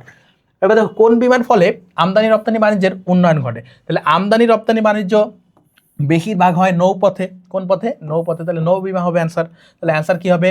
নৌ বিমা। এরপর দেখো চালানি রসিদ কি? চালানি রসিদ হচ্ছে মালামালের বিবরণ সংবলিত পত্র। মালামালের বিবরণ সংবলিত পত্রকে আমরা কি বলি? চালানি রসিদ বলি। কি বলি? চালানি রসিদ বলি। এবার দেখো নৌ বিমার ব্যক্ত শর্ত কোনটি? তাহলে নৌ বিমার ক্ষেত্রে ব্যক্ত শর্ত আছে, অব্যক্ত শর্ত আছে। তো এই বিষয়টা আমাদেরকে মুখস্থ করতে হবে, কোনগুলো ব্যক্ত শর্ত আছে, কোনগুলো অব্যক্ত শর্ত আছে। তো এখানে দেখো সমুদ্রে চলাচল যোগ্যতা, সমুদ্রের সমুদ্রযাত্রার বৈধতা, সমুদ্রযাত্রার সুনির্দিষ্ট তারিখ। তাহলে এখানে দেখো চলাচল যোগ্যতা, বৈধতা, যাত্রাপথ পরিবর্তন না করা, এই তিনটাই হচ্ছে অব্যক্ত শর্ত। এই তিনটা কি? অব্যক্ত শর্ত। এই তিনটাই হচ্ছে আমাদের অব্যক্ত শর্ত। এই তিনটাই কি? অব্যক্ত শর্ত। আর ব্যক্ত শর্ত হচ্ছে সুনির্দিষ্ট তারিখ। সুনির্দিষ্ট তারিখকে আমরা কি বলি? ব্যক্ত শর্ত বলি। তাহলে ব্যক্ত শর্তের মধ্যে আমরা পড়েছি এটা হচ্ছে যে ব্যক্ত শর্ত সমুদ্র যাত্রার নির্দিষ্ট তারিখ। তোমরা ব্যক্ত এবং অব্যক্ত শর্ত যদি পড়ো তাহলে তোমাদের আরো কয়েকটা পয়েন্ট পাবা ব্যক্তর মধ্যে, সেগুলো একটু পড়ে নিবা কষ্ট করে। তাহলে সি হচ্ছে আমাদের অ্যান্সার। এরপর দেখো, এরপর আমাদেরকে যেটা বলছে অপ্রাকৃতিক নৌবিপদ কোনটি? তাহলে প্রাকৃতিক কারণে যেটা ঘটে না, অপ্রাকৃতিক বা মানব সৃষ্ট বিপদ কোনটা? দেখো বলছে সামুদ্রিক ঝড়, সমুদ্রে নিমজ্জিত পাহাড়ের সাথে ধাক্কা, ভাসমান বরফখণ্ডের সাথে ধাক্কা, এগুলো সবই হচ্ছে প্রাকৃতিক। এগুলো সবই কি? প্রাকৃতিক। আর শেষেরটা দেখো নাবিকের অসতর্কতা, এটা হচ্ছে মনুষ্য সৃষ্ট, এই জন্য এটাকে আমরা বলবো এটা হচ্ছে অপ্রাকৃতিক। এরপর দেখো নিচের কোনটি সামুদ্রিক ক্ষতি নয়? তাহলে দেখো সামুদ্রিক ক্ষতি নয় কোনটি? তাহলে দেখো ত্যাগ স্বীকার করা, ত্যাগ স্বীকার, গচ্চা, বিশেষ খরচ, এই তিনটাই কিন্তু সামুদ্রিক ক্ষতি। ত্যাগ স্বীকার, গচ্চা, বিশেষ খরচ, এই তিনটাই কিন্তু সামুদ্রিক। কিন্তু যখন ঝড়ের কবলে পড়ে তুমি কিছু পণ্য যখন নিক্ষেপ করবা এটা কিন্তু সামুদ্রিক ক্ষতি নয়, কারণ এর কারণে এই যে পণ্য নিক্ষেপণের ফলে তোমার জাহাজটা ডোবার হাত থেকে বাঁচছে, তাহলে এটাকে কি বলা হচ্ছে? সামুদ্রিক ক্ষতি বলা হচ্ছে না। এরপর দেখো জেটিসন ও লয়েড শব্দদ্বয় কোন বিমার সাথে জড়িত? এই যে পণ্য নিক্ষেপ বললাম এটাকে কিন্তু ইংরেজিতে জেটিসন বলে। এটাকে ইংরেজিতে কি বলে? জেটিসন বলে। তাহলে এই যে জেটিসন এবং লয়েডস, এই দুইটা শব্দই কিন্তু আমাদের নৌ বিমার সাথে জড়িত। এই দুইটা শব্দই কোথায় সাথে জড়িত? নৌ বিমা, পণ্য নিক্ষেপ বা জেটিশন কোন ধরনের সামুদ্রিক ক্ষতি? তাহলে এইটা হচ্ছে এক প্রকার ত্যাগ স্বীকার করা, যে আমার এই অল্প কিছু ত্যাগের বিনিময়ে আমি অল্প কিছু পণ্য নদীতে ফেলে দিয়ে আমার জাহাজটাকে হালকা করতেছি, এর কারণে আমার পুরো পণ্য এবং জাহাজ বেঁচে যাবে ডোবার হাত থেকে। তাহলে এইটাকে বলা হয় মূলত ত্যাগ স্বীকার। পণ্য নিক্ষেপ বা জেটিশনকে কি বলা হয়? ত্যাগ স্বীকার। অপ্রাকৃতিক নৌবিপদ কোনটি? তাহলে একটু আগে আমরা দেখলাম যে নাবিকের নাবিকের অসতর্কতা একটা মানব সৃষ্ট কারণ। এই প্রশ্নে দেখো নাবিকের অসতর্কতা নাই, এখানে বলছে জলদস্যু বা ডাকাত, জলদস্যু বা চুরি ডাকাতি, এটা হচ্ছে আমাদের কি মানব সৃষ্ট বিপদ। তাহলে আমাদের অ্যান্সার হবে এইটা, ডি হচ্ছে আমাদের অ্যান্সার। আর বাকিগুলো দেখো, বাকিগুলো কিন্তু প্রাকৃতিক। এর হচ্ছে নৌবিমার ব্যক্ত শর্তের বিষয়বস্তু, নৌবিমার ব্যক্ত শর্তের বিষয়বস্তু একটু আগে দেখেছো বৈধতা, বৈধতা হচ্ছে অব্যক্ত, বৈধতা হচ্ছে কি অব্যক্ত শর্ত। এরপর দেখো সমুদ্রযাত্রার সুনির্দিষ্ট তারিখ এবং বিমাকৃত সম্পদের বৈধতা, এই দুইটা হচ্ছে আমাদের কি ব্যক্ত শর্তের মধ্যে আসবে। তাহলে 2 ও 3 হচ্ছে আমাদের অ্যান্সার, আমাদের অ্যান্সার কি 2 ও 3। এরপর দেখো সামুদ্রিক ঝড়ে জাহাজ ডুবি থেকে রক্ষার উদ্দেশ্যে কিছু পণ্যে সমুদ্রে নিক্ষেপ করা যে ধরনের সামগ্রিক ক্ষতি তা হলো, আমরা একটু আগে দেখেছি এটাকে সাধারণ আংশিক ক্ষতি বলা হয় বা ত্যাগ স্বীকার বলা হয়। তাহলে 2 ও 3 হচ্ছে আমাদের অ্যান্সার, 2 ও 3 হচ্ছে আমাদের অ্যান্সার, গচ্চা নয়, গচ্চা নয়। এরপর হচ্ছে জাহাজ বিমার দাবি আদায়ের ক্ষেত্রে যেসব দলিল জমা দিতে হয় তার অন্তর্ভুক্ত হচ্ছে, দেখো আমাদের চালানি রসিদ, এই যে জাহাজ বিমার ক্ষেত্রে যদি তোমার কোনো বিমা দাবি হয় বা কোনো ক্ষতি হয় সেক্ষেত্রে চালানি রসিদ কিন্তু লাগে না, আমাদের কি লাগে চার্টার পার্টি জমা দিতে হয় এবং জরিপকারীর প্রতিবেদন জমা দিতে হয়। তাহলে 2 ও 3 হচ্ছে আমাদের অ্যান্সার, এটার অ্যান্সারও কি 2 ও 3। এবার দেখো আধুনিক অগ্নিবিমার জনককে, আধুনিক অগ্নিবিমার জনক হচ্ছে নিকোলাস বারবান, নিকোলাস বারবান। তাহলে নিকোলাস বারবান হচ্ছে আমাদের আধুনিক অগ্নিবিমার জনক। এরপরে বলছে fire is a good servant but a bad master, কে বলছে? এটা বলছে হচ্ছে লর্ড ব্রুক। এটা কে বলছে? Lord Brooke. কে বলছে? Lord Brooke, Lord Brooke, Lord Brooke বলছে এটা। ওকে, এরপরে দেখো কত সালে সর্বপ্রথম অগ্নিবিমার প্রচলন ঘটে? তাহলে অগ্নিবিমার সর্বপ্রথম প্রচলন আমরা দেখি 1609 সালে, 1609 সালে ঘটে। এরপরে বলছে কোন ধরনের বিমাতে নৈতিক ঝুঁকি বেশি? নৈতিক ঝুঁকি মানে কি? আমরা ইচ্ছাকৃত দুর্ঘটনা ঘটিয়ে বিমা কোম্পানির কাছ থেকে ক্লেম নেওয়া, এটাকে বলা হয় নৈতিক ঝুঁকি বিমা কোম্পানির জন্য। তাহলে এইখানে নৈতিক ঝুঁকি বেশি হচ্ছে অগ্নিবিমার ক্ষেত্রে, কারণ কি মানুষ মানুষ কি করে ইচ্ছা করে আগুন লাগিয়ে দিতে পারে অন্যের ক্ষতি করার জন্য। তো এইসব ক্ষেত্রে হচ্ছে কি অগ্নিবিমার ক্ষেত্রে নৈতিক ঝুঁকিটা বেশি। ঘোষণাযুক্ত অগ্নিবিমা পত্রে মোট প্রিমিয়ামের শতকরা কত ভাগ আগেই বা অগ্রিম প্রদান করতে হয়? তাহলে কত ভাগ অগ্রিম প্রদান করতে হয় ঘোষণাযুক্ত অগ্নিবিমার ক্ষেত্রে? 75 ভাগ। কত ভাগ? 75 ভাগ। এরপর দেখো অগ্নিবিমা করা হয় সর্বোচ্চ কত বছরের জন্য? অগ্নিবিমার ক্ষেত্রে যেহেতু নৈতিক ঝুঁকি বেশি, এই ক্ষেত্রে আমরা 1 বছরের বেশি অগ্নিবিমা করতে পারি না। এরপর দেখো গড়পড়তা অগ্নিবিমার উত্তম কারণ কি? গড়পড়তা মানে কি একাধিক কোম্পানির কাছে বীমা করা। তাহলে এই যে গড়পড়তায় আমরা হচ্ছে বিভিন্ন বিভিন্ন চুক্তিতে বীমা করলাম, এটার ক্ষেত্রে কি হয় বীমাকারী এবং বীমা গ্রহীতা উভয়ের ক্ষতির সম্ভাবনা কম হয়, কারণ সবাই মিলে ক্ষতিপূরণ দেয়, সবাই মিলে ক্ষতিপূরণ দেয়। তাহলে অ্যান্সার হচ্ছে আমাদের ডি। এরপরে দেখো অগ্নিবীমার অপরিহার্য বিশেষ উপাদান কোনটি? তাহলে অপরিহার্য যেটা লাগবে অগ্নিবীমার ক্ষেত্রে, তুমি যদি কোনো ক্ষতিপূরণ চাও তাহলে সেটা লাগবেই। তাহলে প্রথমটাতে দেখো বলছে প্রত্যক্ষ কারণ, তাহলে অগ্নিবীমার ক্ষেত্রে প্রত্যক্ষ কারণ অবশ্যই হতে হবে। প্রত্যক্ষ কারণ কি করতে হবে? অবশ্যই হতে হবে, নাহলে ক্ষতিপূরণ পাওয়া যাবে না। মানে পরোক্ষ কারণে যদি তোমার অগ্নি দুর্ঘটনা ঘটে তাহলে তুমি ক্ষতিপূরণ পাবা না। এরপরে বলছে বিনিময় বিলে কয়টি পক্ষ থাকে? তাহলে বিনিময় বিলে সর্বনিম্ন পক্ষ থাকে 3টি। কয়টি পক্ষ থাকে? 3টি। একটা হচ্ছে আমাদের আদেষ্টা, আদেষ্টা, আরেকটা হচ্ছে আদিষ্ট, আরেকটা কি আদিষ্ট, আদিষ্ট, এবং 3 হচ্ছে আমাদের প্রাপক, 3 হচ্ছে আমাদের কি প্রাপক। তাহলে 3টি পক্ষ থাকে। তাহলে অ্যান্সার হচ্ছে সি।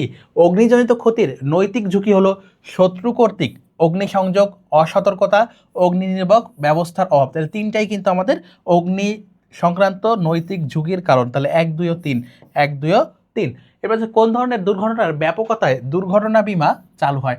দুর্ঘটনা বীমা হচ্ছে রেল দুর্ঘটনা বা রেল অ্যাক্সিডেন্টের কারণে আমরা যে পড়েছি আমাদের বিবিধ বীমার মধ্যে রেল দুর্ঘটনার কারণে কিন্তু এই বীমার ব্যাপকতা লাভ করে বা প্রসার লাভ করে। তাহলে অ্যান্সার হচ্ছে এ।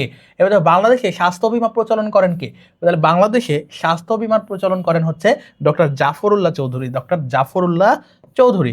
এরপর দেখো দুর্ঘটনা বীমা কত প্রকার? দুর্ঘটনা বীমা হচ্ছে আমাদের 3 প্রকার। দুর্ঘটনা বীমা কয় প্রকার?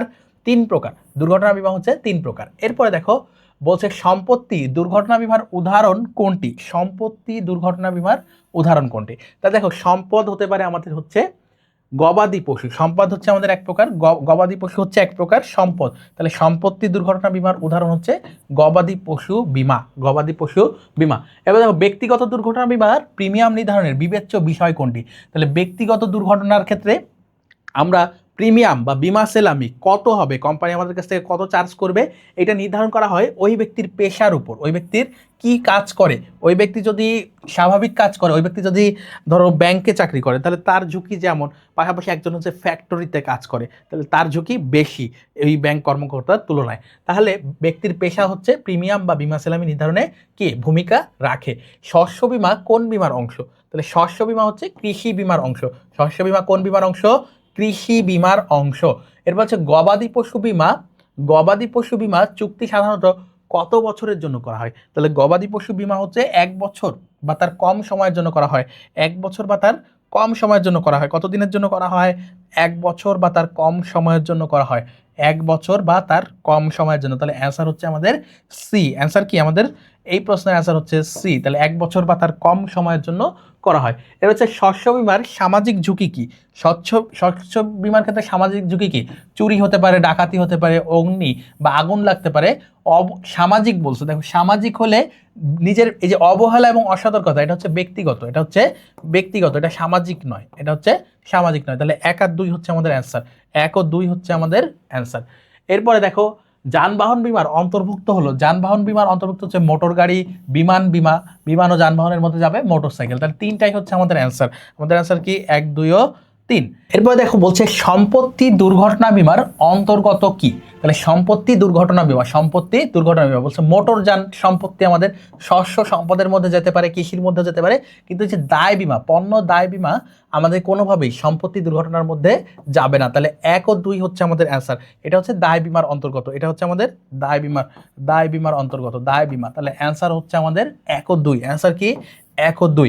প্রিয় শিক্ষার্থীরা, আমরা 140 নং এমসিকিউতে পৌঁছে গেছি। তোমাদেরকে শুরুতেই বলেছিলাম আজকের ক্লাসে ফিনান্স ব্যাংকিং ও বীমা অর্থাৎ ব্যাংকিং এবং বীমা অংশের যত গুরুত্বপূর্ণ এমসিকিউ আছে সব আমরা সলভ করব। আমরা 140টা গুরুত্বপূর্ণ এবং স্পেশাল কমন উপযোগী এমসিকিউ তোমাদেরকে সলভ করে দেখালাম। আশা করি সবাই বুঝতে পেরেছো এই এমসিকিউগুলো তোমাদের জন্য গুরুত্বপূর্ণ। এবং আমরা এ পর্যায়ে কিন্তু সিকিউতে চলে যাব।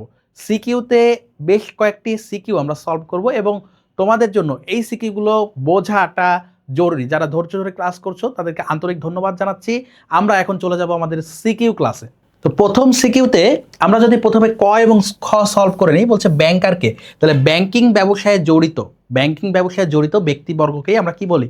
ব্যাংকার বলি। তোমরা যদি উত্তর দেখতে চাও তাহলে ব্যাংকিং কাজে নিয়োজিত সব ব্যক্তিবর্গই হলো ব্যাংকার। এরপরে দেখো খতে আমরা কিভাবে অ্যান্সার করব, ব্যাংক কেন সঞ্চয় সংগ্রহ করে?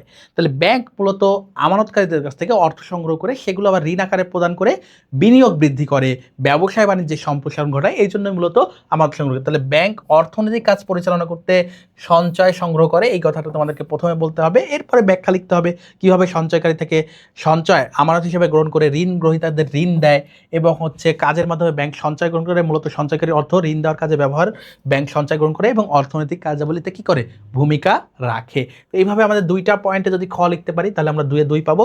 এবং আমি তোমাদেরকে সবসময় বলি ক খ সলভ করার পর তোমরা হচ্ছে গ ঘতে যাবা এবং তখন উদ্দীপক পড়বা।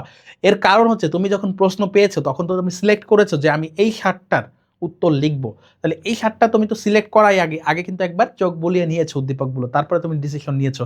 এখন যখন অ্যান্সার করা শুরু করবা ক খ একেবারে স্ট্রেট ফরওয়ার্ড অ্যান্সার করবা, যেইটা চেয়েছে সেইটা দেখবা এবং উদ্দীপক পড়ে এরপরে গতে যখন আসবা তখন উদ্দীপক পড়ে আইডেন্টিফাই করার চেষ্টা করবা যে গতে আসলে কি চেয়েছে। দেখো আমরা আগে উদ্দীপক পড়ি। জনাব রায়হান একজন আম চাষি, একটি বিশেষ ক্ষেত্রে পৃষ্ঠপোষকতা করে এমন ব্যাংকে তিনি লেনদেন করেন। তাহলে বিশেষ ক্ষেত্রে পৃষ্ঠপোষকতা কারা করে? বিশেষ ক্ষেত্রে পৃষ্ঠপোষকতা করে হচ্ছে বিশেষায়িত ব্যাংক। কারা করে?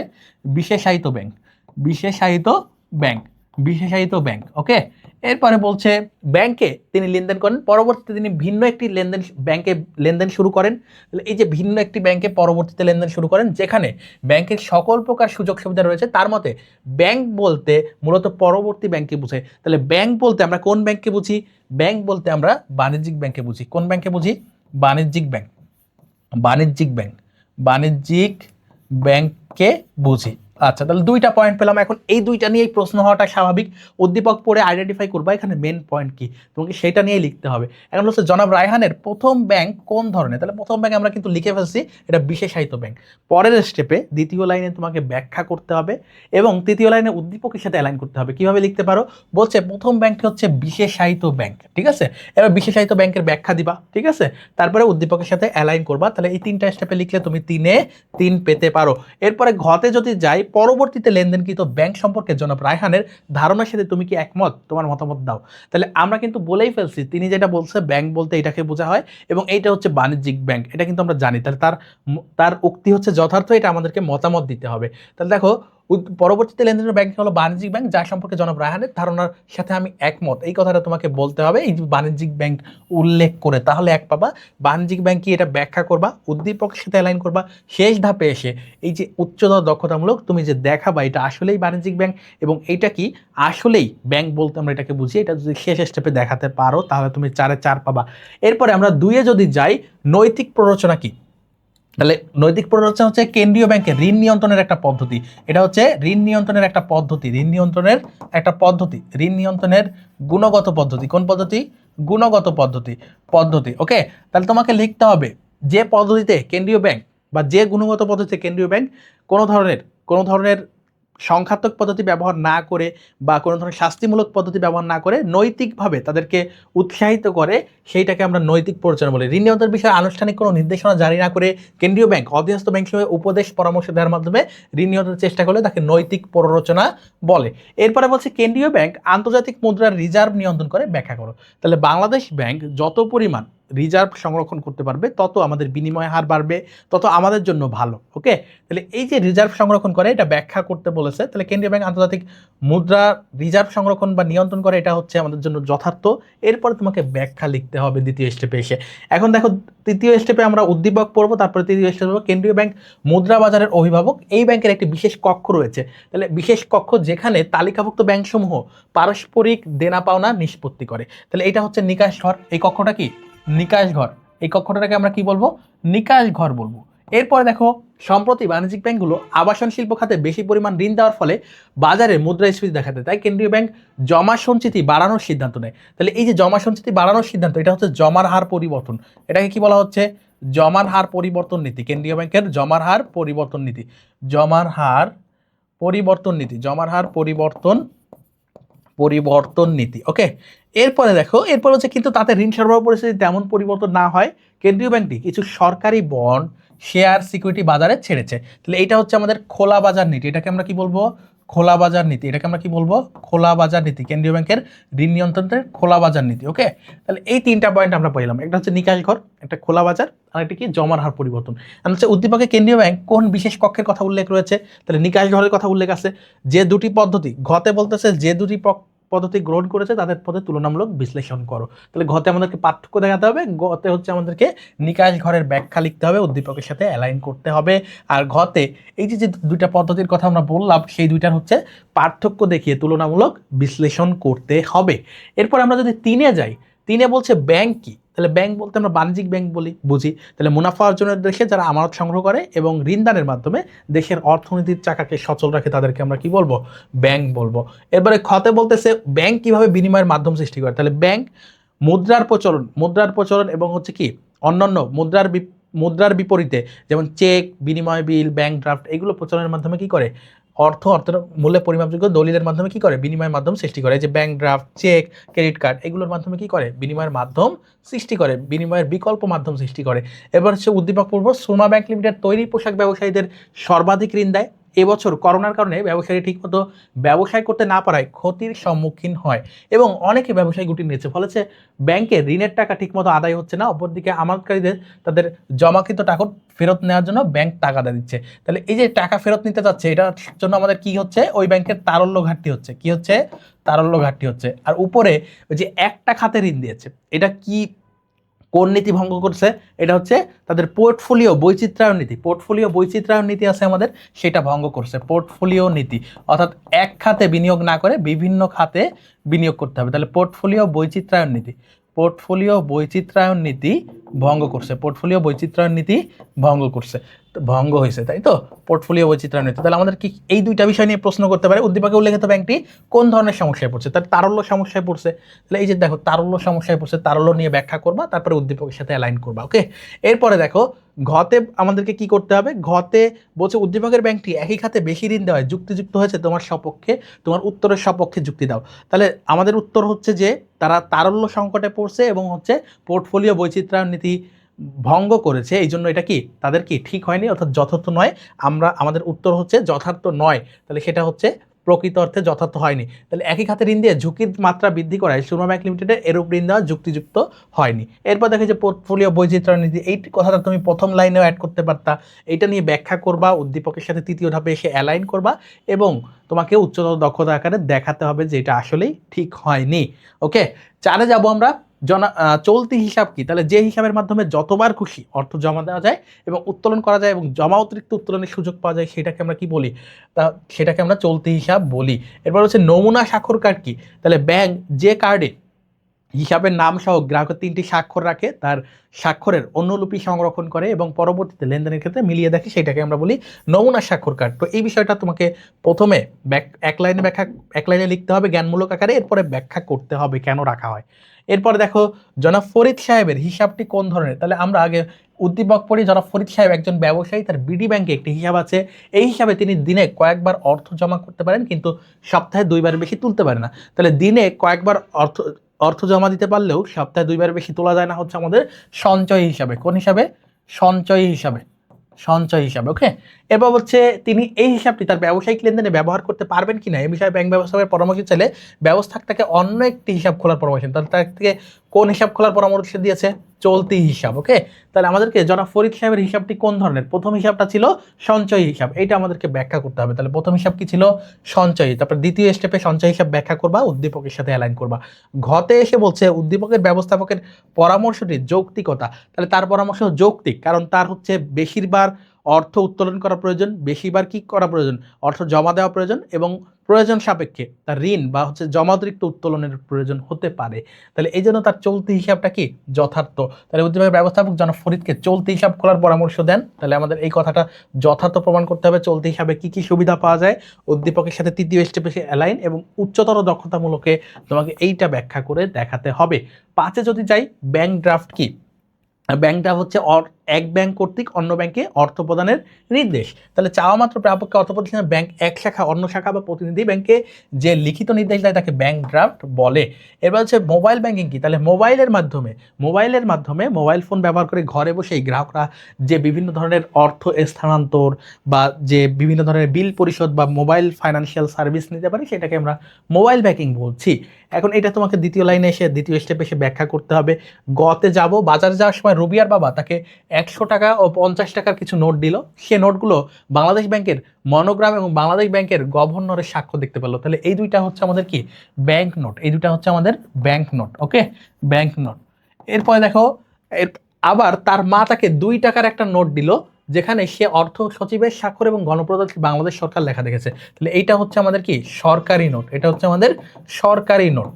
ওকে, এখন বলছে রুবিয়া তার মায়ের নিকট হতে কোন ধরনের নোট পেলো, উদ্দীপকের আলোকে ব্যাখ্যা করো। তাহলে সরকারি নোট পেয়েছে, সেইটা তোমাকে ব্যাখ্যা করতে হবে। তাহলে প্রথম হচ্ছে উদ্দীপকের তার মায়ের নিকট থেকে সরকারি নোট পেয়েছে, সরকারি নোট কি ব্যাখ্যা করবা, উদ্দীপকের সাথে অ্যালাইন করবা। এরপরে ঘতে বলছে বড় অঙ্কের অর্থ লেনদেনের ক্ষেত্রে রুবিয়ার বাবার দেওয়া নোট তার মায়ের দেওয়া নোট থেকে অধিক গুরুত্বপূর্ণ, কারণ বড় ধরনের লেনদেনের ক্ষেত্রে তুমি যদি 2 টাকা 1 টাকা বা 5 টাকার নোট সরকারি নোট ব্যবহার করো, তাহলে কিন্তু অনেক পরিমাণ অ্যামাউন্টটা অনেক, মানে অ্যামাউন্ট বলতে হচ্ছে পরিসরটা বা যে জায়গাটা লাগবে সেটা অনেক বেশি, যেটা আসলে সহজ নয় আমাদের জন্য। তাহলে এইটা হচ্ছে যথার্থ। তাহলে বড় অঙ্কের অর্থ লেনদেনের ক্ষেত্রে রুবিয়ার বাবার দেওয়া নোট তার মায়ের দেওয়া নোট থেকে অধিক গুরুত্ব, বক্তৃর সাথে আমি একমত।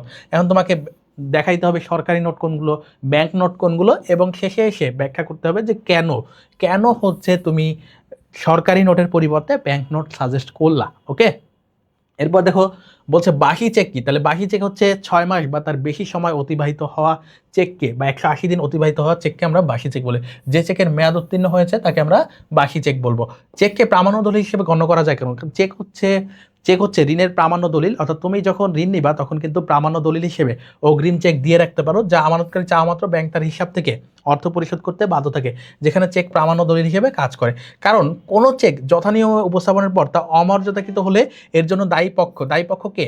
যে তোমাকে চেক দিয়েছে, সে হচ্ছে দায়ী, কারণ তুমি অর্থ পাইতা তার কাছ থেকে, এই কারণেই তোমাকে চেক দিয়েছে।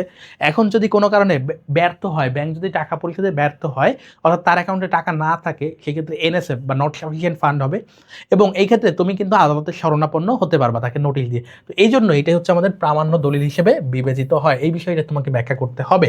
এখন বলছে মিস্টার দীপক একজন ব্যবসায়িক প্রয়োজনে তিনি তার বন্ধু মিস্টার বাসুর নিকটে কিছু টাকা ধার নেন।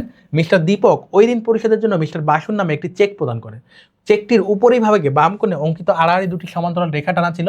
তাহলে এটা হচ্ছে একটা দাগ কাটা চেক, এটা হচ্ছে একটা দাগ কাটা চেক, এটা হচ্ছে একটা কি দাগ কাটা চেক। ওকে, এরপরে বলছে চেক হস্তান্তরের আগেই মিস্টার দীপক তা হারিয়ে ফেলেন। তা কি করছে? হারাই গেছে। তিনি বিষয়টি দ্রুত ব্যাংক ব্যবস্থাপককে জানান এবং ব্যবস্থাপক প্রয়োজনীয় ব্যবস্থা নেওয়ার হবে বলে আশ্বস্ত করেন। তাহলে মিস্টার দীপক যে চেক প্রদান করেন সেটি কোন ধরনের চেক আমরা বুঝে ফেলেছি। আড়াই দাগ কাটা ছিল চেকের দুই কোণায়, তাহলে হচ্ছে বাম পাশের উপরের কোণায় দুইটা দাগ ছিল, এটাকে আমরা বলতে পারি দাগ কাটা চেক। তাহলে তোমাকে গতে দাগ কাটা চেক নিয়ে প্রথম লাইনে লিখতে হবে, দ্বিতীয় লাইনে ব্যাখ্যা করতে হবে, তৃতীয় স্টেপে অ্যালাইন করতে হবে উদ্দীপকের সাথে। এরপরে ঘতে বলছে যে প্রয়োজনীয় ব্যবস্থা ব্যাংক ব্যবস্থাপক মিস্টার দীপককে আশ্বস্ত করার যৌক্তিকতা বিশ্লেষণ করো। যেহেতু এটা দাগ কাটা চেক, তাহলে ব্যাংক কি করতে পারবে?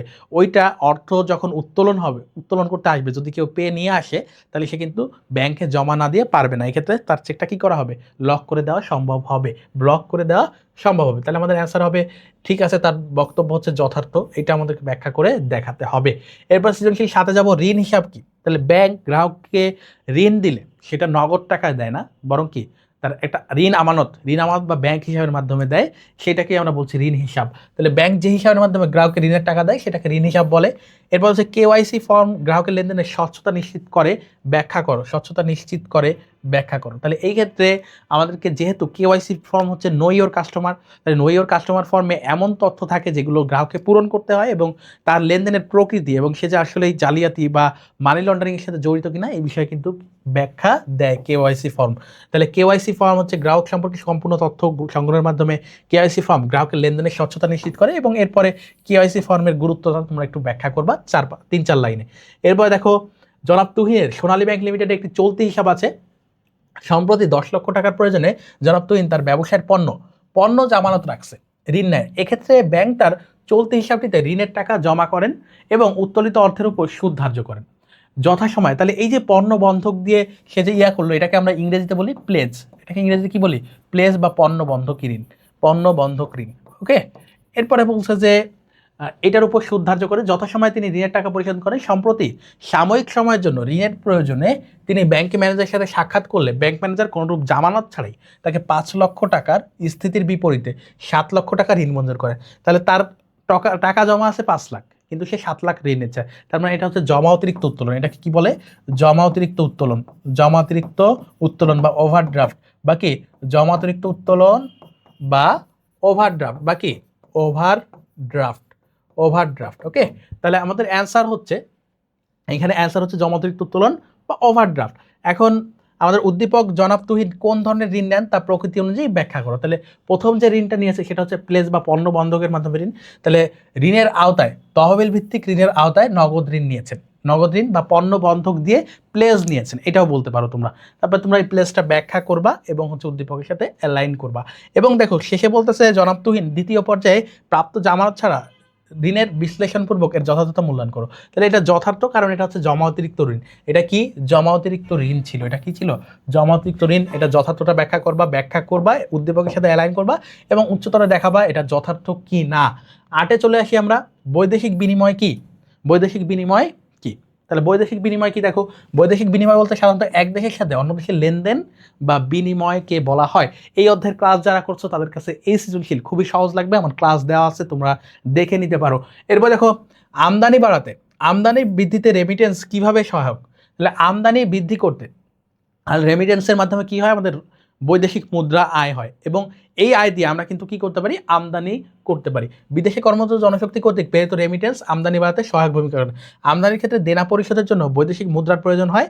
রেমিটেন্স মূলত বৈদেশিক মুদ্রায় নেওয়া হয়, তাই অর্জিত রেমিটেন্স দেশের আমদানি বাড়াতে সহায়তা করে। তাহলে এইভাবে তুমি যদি স্টেপ বাই স্টেপ লিখতে পারো, তাহলে কতে স্ট্রেট ফরওয়ার্ড অ্যান্সার দিতে হবে 1 পাবা, খতে প্রথম লাইনের জন্য 1 পাবা এবং ব্যাখ্যা করতে পারলে আরও 1 পাবা। এরপর আমরা গতে যাব, জেনিথ লিমিটেড তার রপ্তানিকৃত পণ্যের বিপরীতে 50 কোটি টাকার একটি প্রাপ্য বিল পান। আশা ব্যাংক লিমিটেড 70% অগ্রিম প্রদান করে প্রাপ্য বিলটি কিনে নিয়ে জেনিথ লিমিটেডকে স্বল্পমেয়াদী অর্থ সংস্থানের ব্যবস্থা করে। তাহলে দেখো 70% অগ্রিম প্রদান করে প্রাপ্য বিলটি কিনে নিয়ে জেনিথ লিমিটেডকে স্বল্পমেয়াদী, তাহলে এটা হচ্ছে প্রাপ্য বিল বাট্টাকরণ, তাই তো। আবার হোবাল লিমিটেডের পক্ষে জাস্টিস ব্যাংক চীনের জেন লিমিটেড বরাবর একটি প্রত্যয়পত্র স্বীকার করে।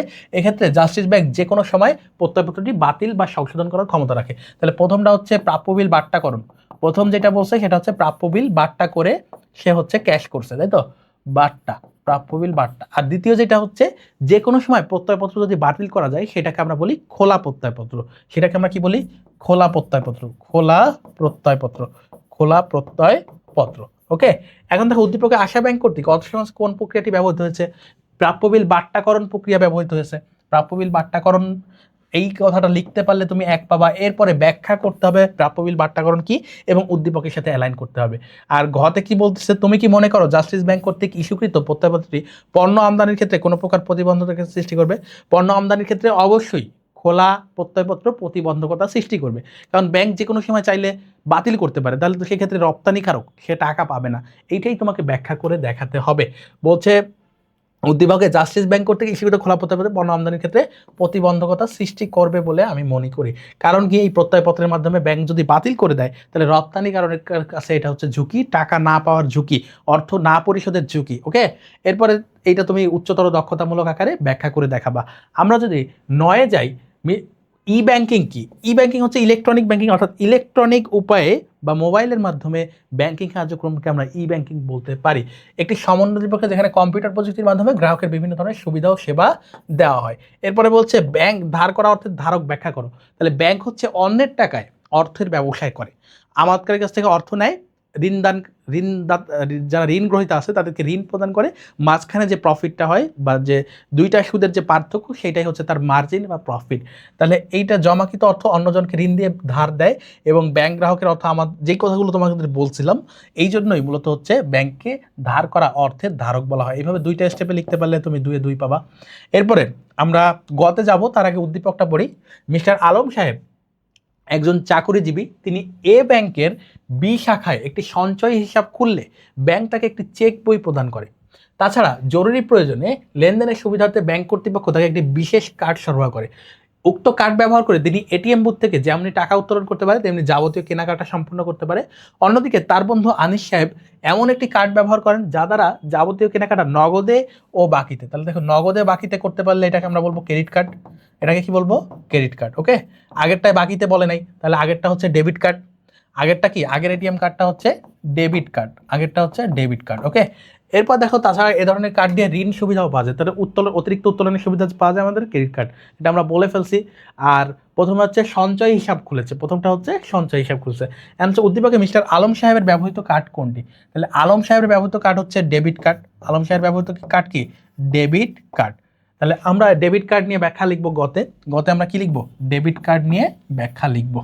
ওকে, প্রথম লাইনে ডেবিট কার্ড দেখাবো, দ্বিতীয় লাইনে ব্যাখ্যা লিখবো, তৃতীয় লাইনে উদ্দীপকের সাথে অ্যালাইন করব। আর ঘতে কি বলছে, উদ্দীপকে বললে তো ব্যবহৃত দুটি কার্ডের মধ্যে কোন কার্ডটি তোমার কাছে উত্তম? তাহলে আমার কাছে উত্তম হচ্ছে ক্রেডিট কার্ড, আমার কাছে উত্তম কি, ক্রেডিট কার্ড। কারণ কি, এটাই ডেবিট কার্ডের তুলনায় বেশি সুবিধা পাওয়া যায়, ওকে, এরপর দেখো, এরপরকে আমাদেরকে যেটা বলছে, আমাদেরকে বলছে এটা তো গেল 9। এরপরে বলছে উদ্দীপকে উল্লেখিত ব্যবহৃত দুটি কার্ডের মধ্যে কোন কার্ডটি তোমার কাছে উত্তম বিশ্লেষণ, এটা তো আমরা দেখাইলাম যে কোন কার্ডটা উত্তম, সেটা হচ্ছে ক্রেডিট কার্ড। এরপর 10-এ আমরা যদি যাই, 10-এ বলছে বিমাযোগ্য স্বার্থ কি? তাহলে বিমার বিষয়বস্তু বা সম্পদের উপর বিমা গ্রহীতার কোনো স্বার্থ থাকলে সেটা আমরা বিমাযোগ্য স্বার্থ নামে বলি। তাহলে বিমাযোগ্য স্বার্থ বিমাকৃত সম্পদ বা জীবনের উপর বিমা গ্রহীতার আর্থিক স্বার্থকে বোঝায়। এবার হচ্ছে বিমা চুক্তি কি লিখিত হওয়া আবশ্যক? বিমা চুক্তি অবশ্যই পরবর্তীতে যে কোনো ধরনের ঝামেলা এড়াতে লিখিত হওয়া আবশ্যক। তাহলে বীমা চুক্তি লিখিত হওয়া আবশ্যক। লিখিত চুক্তি প্রামাণ্য দলিল হিসেবে বিবেচনা করা হয়। এতে বীমার ধরন, সুবিধা, ঝুঁকির পরিমাণ, প্রিমিয়াম, শর্তাবলী ইত্যাদি বিষয়ের উল্লেখ থাকে। বীমাকারী ও বীমা গ্রহীতা উভয় পক্ষকে চুক্তি মেনে চলতে হয়। ওকে, এরপরে দেখো, এরপরে হচ্ছে আমাদের উদ্দীপক পড়তে হবে। জনাব আরমান মণ্ডল তার 20 লক্ষ টাকা মূল্যের একটি গাড়ির আর্থিক নিরাপত্তার জন্য প্রথমে সাপ্লাই ইন্স্যুরেন্স কোম্পানির নিকট 20 লক্ষ টাকা বীমা চুক্তি করলেন। পরবর্তীতে তিনি পলাশ ইন্স্যুরেন্স কোম্পানির নিকট একই গাড়ির জন্য 20 লক্ষ টাকার বীমা চুক্তি করলেন। তাহলে দুইটা কোম্পানির কাছে করছে যৌথ বীমা, বুঝতেছি। দ্বিতীয় চুক্তি সম্পাদনের 6 মাস পর জনাব আরমান মণ্ডলের গাড়িটি সম্পূর্ণরূপে ক্ষতিগ্রস্ত হলে জনাব আরমান মণ্ডল উভয় কোম্পানির নিকট ক্ষতিপূরণ দাবি করলেন। শাপলা কোম্পানি 10 লক্ষ টাকা দিয়েছে, পলাশ কোম্পানি 10 লক্ষ টাকা দিয়েছে। তাহলে তোমাকে বুঝতে হবে যে বীমা কোম্পানি কিভাবে ক্ষতিপূরণ দেয়। বীমা কোম্পানি সবসময় আনুপাতিক হারে ক্ষতিপূরণ দেয়। অর্থাৎ তোমার যদি সম্পদের মূল্য 20 লক্ষ টাকা হয়, সম্পদের মূল্য যদি 20 লক্ষ টাকা হয়, তাহলে তোমাকে কোনোভাবেই দুইটা কোম্পানি 40 লক্ষ টাকা দিবে না। ক্ষতিপূরণের নীতি অনুযায়ী তোমাকে যতটুকু ক্ষতি হয়েছে সব কোম্পানি মিলে আনুপাতিক হারে, আনুপাতিক অংশগ্রহণের ভিত্তিতে ওই 20 লক্ষ টাকাই দিবে। ওকে, তোমাকে কোনোভাবেই যদি তুমি 5টা বিমাও করো 20 লক্ষ টাকা করে, তাও তোমাকে ক্ষতির বেশি পরিমাণ টাকা সবাই মিলে দিবে না। তাহলে উদ্দীপকে জনাব আরমান মণ্ডল কোন ধরনের বীমা চুক্তি সম্পাদন করেছেন? যেটা বলছিলাম দ্বৈত বীমা। কোন ধরনের বীমা করেছে? দ্বৈত বীমা করেছে, দুইটা কোম্পানির কাছে করছে, আমরা দ্বৈত বীমা বলতে পারি যেটাকে। তাহলে এটা হবে আমাদের দ্বৈত বীমা। এরপরে হচ্ছে দ্বৈত বীমার ব্যাখ্যার পর আমাদের ঘতে বলছে জনাব আরমান মণ্ডল কি সঠিক পরিমাণ ক্ষতিপূরণ পেয়েছে উদ্দীপকের আলোকে মূল্যায়ন করো। তাহলে আমাদেরকে বলতে হবে যে সঠিক ক্ষতিপূরণ পেয়েছে, কারণ ক্ষতিপূরণের বেশি ক্ষতিপূরণ বীমা কোম্পানি দেবে না, তুমি যতগুলো বীমা করো না কেন। এটা হচ্ছে নীতি অনুযায়ী। তাহলে আনুপাতিক অংশগ্রহণের নীতি অনুযায়ী জনাব আরমান মণ্ডল সঠিক ক্ষতিপূরণ পেয়েছেন। কারণ কি, একটু আগে তোমাদেরকে ব্যাখ্যায় বলছি, সেইগুলোই তোমাদেরকে ব্যাখ্যা করতে হবে, উদ্দীপকের সাথে অ্যালাইন করে দেখাতে হবে। 11তে আসো মৃত্যুহার পঞ্জি কি। তাহলে আমাদের বিগত বা অতীত পর্যালোচনা করে, অতীত মৃত্যুর হার পর্যালোচনা করে ভবিষ্যৎ মৃত্যুর হার সম্পর্কে কি করা, মৃত্যুর হার সম্পর্কে আইডিয়া নেওয়া, মৃত্যুর হার সম্পর্কে অনুমান করাকে আমরা মৃত্যুহার পঞ্জি বলবো। তাহলে অতীত মৃত্যুহারের নথিপত্রের উপর ভিত্তি করে ভবিষ্যৎ মৃত্যুহার সম্পর্কে ধারণা করার একটি কৌশল হচ্ছে মৃত্যুহার পঞ্জি। জীবন বীমায় বোনাস দেওয়া হয় কেন? তাহলে জীবন বীমার ক্ষেত্রে মুনাফাযুক্ত বীমার জীবন বীমা হইলে সেটাতে শুধুমাত্র বোনাস দেওয়া হয়। অর্থাৎ তোমার সাথে চুক্তিই হয় যে আমাকে এই জীবন বীমার ক্ষেত্রে শুধুমাত্র মেয়াদ শেষে কি করা হবে না, মেয়াদ শেষে শুধুমাত্র লাভ দেওয়া হবে না, বরং কি হবে, কোম্পানির লভ্যাংশের একটা অংশও কিন্তু দেওয়া হবে। এরপরে দেখো, বিশিষ্ট ব্যবসায়ী মিস্টার খান ভবিষ্যতের কথা চিন্তা করে একটি জীবন বীমা পলিসি গ্রহণ করেন। বীমা পলিসিতে তিনি তার একমাত্র ছেলে মিস্টার রাকিবকে উত্তরাধিকারী করেন, কিন্তু তিনি একটি দুরারোগ্য ব্যাধিতে আক্রান্ত থাকা সত্ত্বেও তথ্য গোপন করে। তাহলে তথ্য গোপন করা কি, তথ্য গোপন করা কোন নীতি ভঙ্গ করা বোঝায়? তাহলে তথ্য গোপন করা যাবে না, বীমা কোম্পানির ক্ষেত্রে তথ্য গোপন করা যাবে না। দেখো 4টি, তাহলে এটা হচ্ছে চূড়ান্ত সৎবিশ্বাসের লঙ্ঘন। এটা হচ্ছে চূড়ান্ত সৎবিশ্বাস লঙ্ঘন করছে, চূড়ান্ত সৎবিশ্বাসের যে নীতি রয়েছে আমাদের বীমা কোম্পানির ক্ষেত্রে সেইটা লঙ্ঘিত হয়েছে। এবার 4টি প্রিমিয়াম প্রদানের পর মিস্টার খান মৃত্যুবরণ করেন। মৃত্যু পরবর্তী মিস্টার রাকিব বীমা দাবি পেশ করলে বীমা কোম্পানি দাবি পরিশোধে অস্বীকৃতি জানায়। তাহলে দেখো মিস্টার খান কোন ধরনের জীবন বীমা করেছিলেন? তাহলে কোন ধরনের জীবন বীমা করেছিলেন? দেখো আজীবন জীবন বীমা করেছিলেন। কারণ কি, তিনি বেঁচে থাকাকালীন তার কিন্তু দাবি করা হয়নি। তাহলে আমাদেরকে বুঝতে হবে মৃত্যুর পর শুধুমাত্র বীমা দাবি পরিশোধের বিষয়টি এখানে উল্লেখ আছে, তার মানে এটা হচ্ছে আজীবন বীমা। তাহলে আজীবন বীমা তোমাকে প্রথম লাইনেই উল্লেখ করে এরপরে আজীবন বীমা নিয়ে ব্যাখ্যা করতে হবে, উদ্দীপকের সাথে অ্যালাইন করতে হবে। এরপরে দেখো, উদ্দীপকে বীমা কোম্পানি মিস্টার রাকিবকে বীমা দাবি পরিশোধে অস্বীকৃতি জানায় কেন? কারণ হচ্ছে এই যে চূড়ান্ত সৎবিশ্বাসের নীতি ভঙ্গ হয়েছে এই কারণে। ওকে, এই কারণটা তোমাকে ব্যাখ্যা করতে হবে। দেখো, এই যে বীমা ব্যবসার একটা অন্যতম উপাদান হচ্ছে চূড়ান্ত সৎবিশ্বাসের নীতি, এটা লঙ্ঘন হয়েছে, এই কারণেই মূলত দেয়নি। তো এটা দ্বিতীয় স্টেপে ব্যাখ্যা করবা, তৃতীয় স্টেপে এসে উদ্দীপকের সাথে অ্যালাইন করবা, চতুর্থ স্টেপে এসে দেখাবা যে এটা আসলেই যথার্থ হয়েছে। 12তে আসো নৌ বিপদ কি। তাহলে নৌ বা জাহাজের ক্ষেত্রে বা সমুদ্রের পথে যেসব বিপদের কারণে জাহাজস্থিত পণ্য ও মাসুলের ক্ষতি হয় তাকে নৌ বিপদ বলে। নৌ বিমার অব্যক্ত শর্ত বলতে কি বোঝায়? তাহলে যে শর্তগুলো অবশ্যই লাগবে কিন্তু যেগুলো হচ্ছে সরাসরি লিখিত হয় না সেগুলোকে আমরা অব্যক্ত শর্ত বলি। নৌ বিমাতে যেসব শর্ত উজ্জ্ব থাকে তা পালন না করলে সাধারণত বীমা চুক্তি বাতিল হয়, তাকে নৌ বিমার অব্যক্ত শর্ত বলে। কি কি অব্যক্ত শর্ত আছে দেখো, সমুদ্রে চলাচল যোগ্যতা, যাত্রার বৈধতা, বিপথে গমন না করা বা বিভিন্ন অন্য পথে যেই পথের উল্লেখ আছে সেই পথ দিয়ে না যাওয়া, বিলম্বে যাত্রা বা দেরি করে যাত্রা, অপরিবর্তনীয় যাত্রা প্রভৃতি উল্লেখযোগ্য। এরপর দেখো বুলুসি জাহাজটি চিটাগাং পোর্ট থেকে 19 জুন 20 কোটি টাকার পণ্য নিয়ে জাপানের টোকিও বন্দরের উদ্দেশ্যে যাত্রা শুরু করে। জাহাজের মালিক ওই যাত্রায় জাহাজ ও জাহাজের মাশুলের জন্য বীমা করেন। প্রতিমধ্যে সামুদ্রিক ঝড়ের কবলে পড়ে জাহাজটি একটি চড়ায় আটকে যায়। ক্যাপ্টেনের নির্দেশে জাহাজের নাবিকরা জাহাজকে হালকা করার জন্য কিছু পণ্য সমুদ্রে ফেলে দেয়। এর ফলে পণ্য মালিকরা ক্ষতিগ্রস্ত হলেও জাহাজটি নিরাপদ বন্দরে পৌঁছায়। তাহলে এই যে পণ্য ফেলে দেওয়া, এটাকে কি বলা হয়? পণ্য নিক্ষেপ। কি বলা হয়? পণ্য নিক্ষেপ বা জেটিসন। কি বলা হয়? পণ্য নিক্ষেপ করা বা জেটিসন বলা হয়, তাই না? পণ্য নিক্ষেপ, এটাকে আমরা কি বলি? পণ্য নিক্ষেপণ বা জেটিসন। পণ্য নিক্ষেপ ইংরেজিতে বলা হয় জেটিসন। ওকে, এখন বুলুসি জাহাজটি কোন ধরনের নৌ বিমাপত্র গ্রহণ করেছিল? তাহলে তারা যাত্রাপথের বিমা করছিল। তাহলে প্রথম বুলুসি যাত্রা বিমাপত্র গ্রহণ করেছিল, এটাই ব্যাখ্যা করতে হবে তোমাদেরকে। এরপরে ঘতে আমাদেরকে কি বলে দেখো, উদ্দীপকে উল্লেখিত আংশিক ক্ষতিটি জাহাজটিকে বড় ধরনের ক্ষতির হাত থেকে রক্ষা করেছে। উক্তিটি তাহলে উক্তিটি হচ্ছে যথার্থ। তাহলে এটা হচ্ছে আংশিক ক্ষতি, পণ্য নিক্ষেপণ। আংশিক ক্ষতি হচ্ছে এই যে পণ্য নিক্ষেপ করা, এটা এক প্রকার আংশিক ক্ষতি, এবং এইটার ফলে পুরো জাহাজটা কিন্তু বেঁচে গিয়েছে। তাহলে এই যে পণ্য নিক্ষেপণ জাহাজকে বড় ধরনের ক্ষতির হাত থেকে রক্ষা করেছে, উক্তিটি যথার্থ হয়েছে।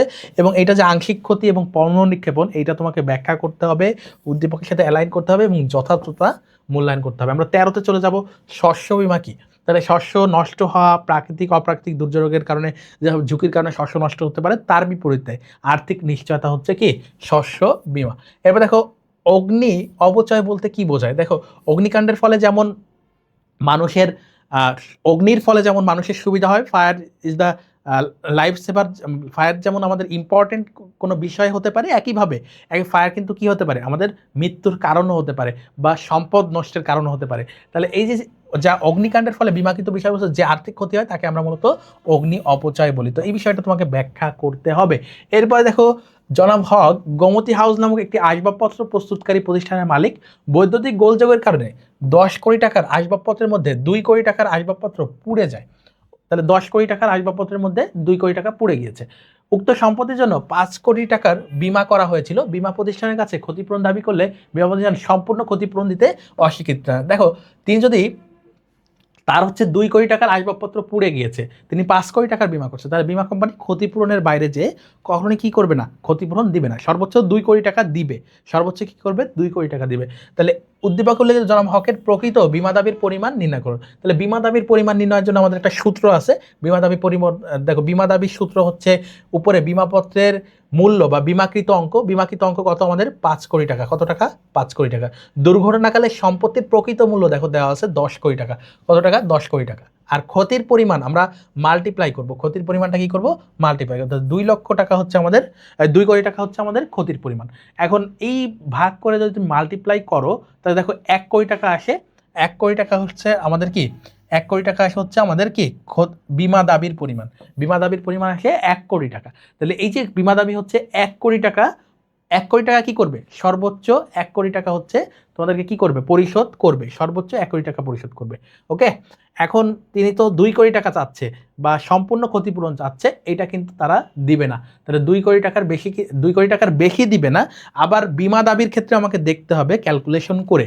প্রথম কথা হচ্ছে, যদি তুমি 100 কোটি টাকার বিমাও করো, তাও তোমাকে এই যে যতটুকু ক্ষতি হয়েছে 2 কোটি টাকার আসবাবপত্র পড়ছে, এর বেশি দিবে না। এখন তোমাকে দেখতে হবে তুমি যত টাকার বিমা করছো, বিমাকৃত মূল্য ডিভাইডেড বাই প্রকৃত মূল্য গুণ ক্ষতির পরিমাণ, এটা দিয়ে দেখতে হবে তোমার বিমা দাবিটা প্রকৃত অর্থে কত আসে। এখন যদি সেটা 2 কোটির কম আসে, বিমা কোম্পানি সেইটা দিবে।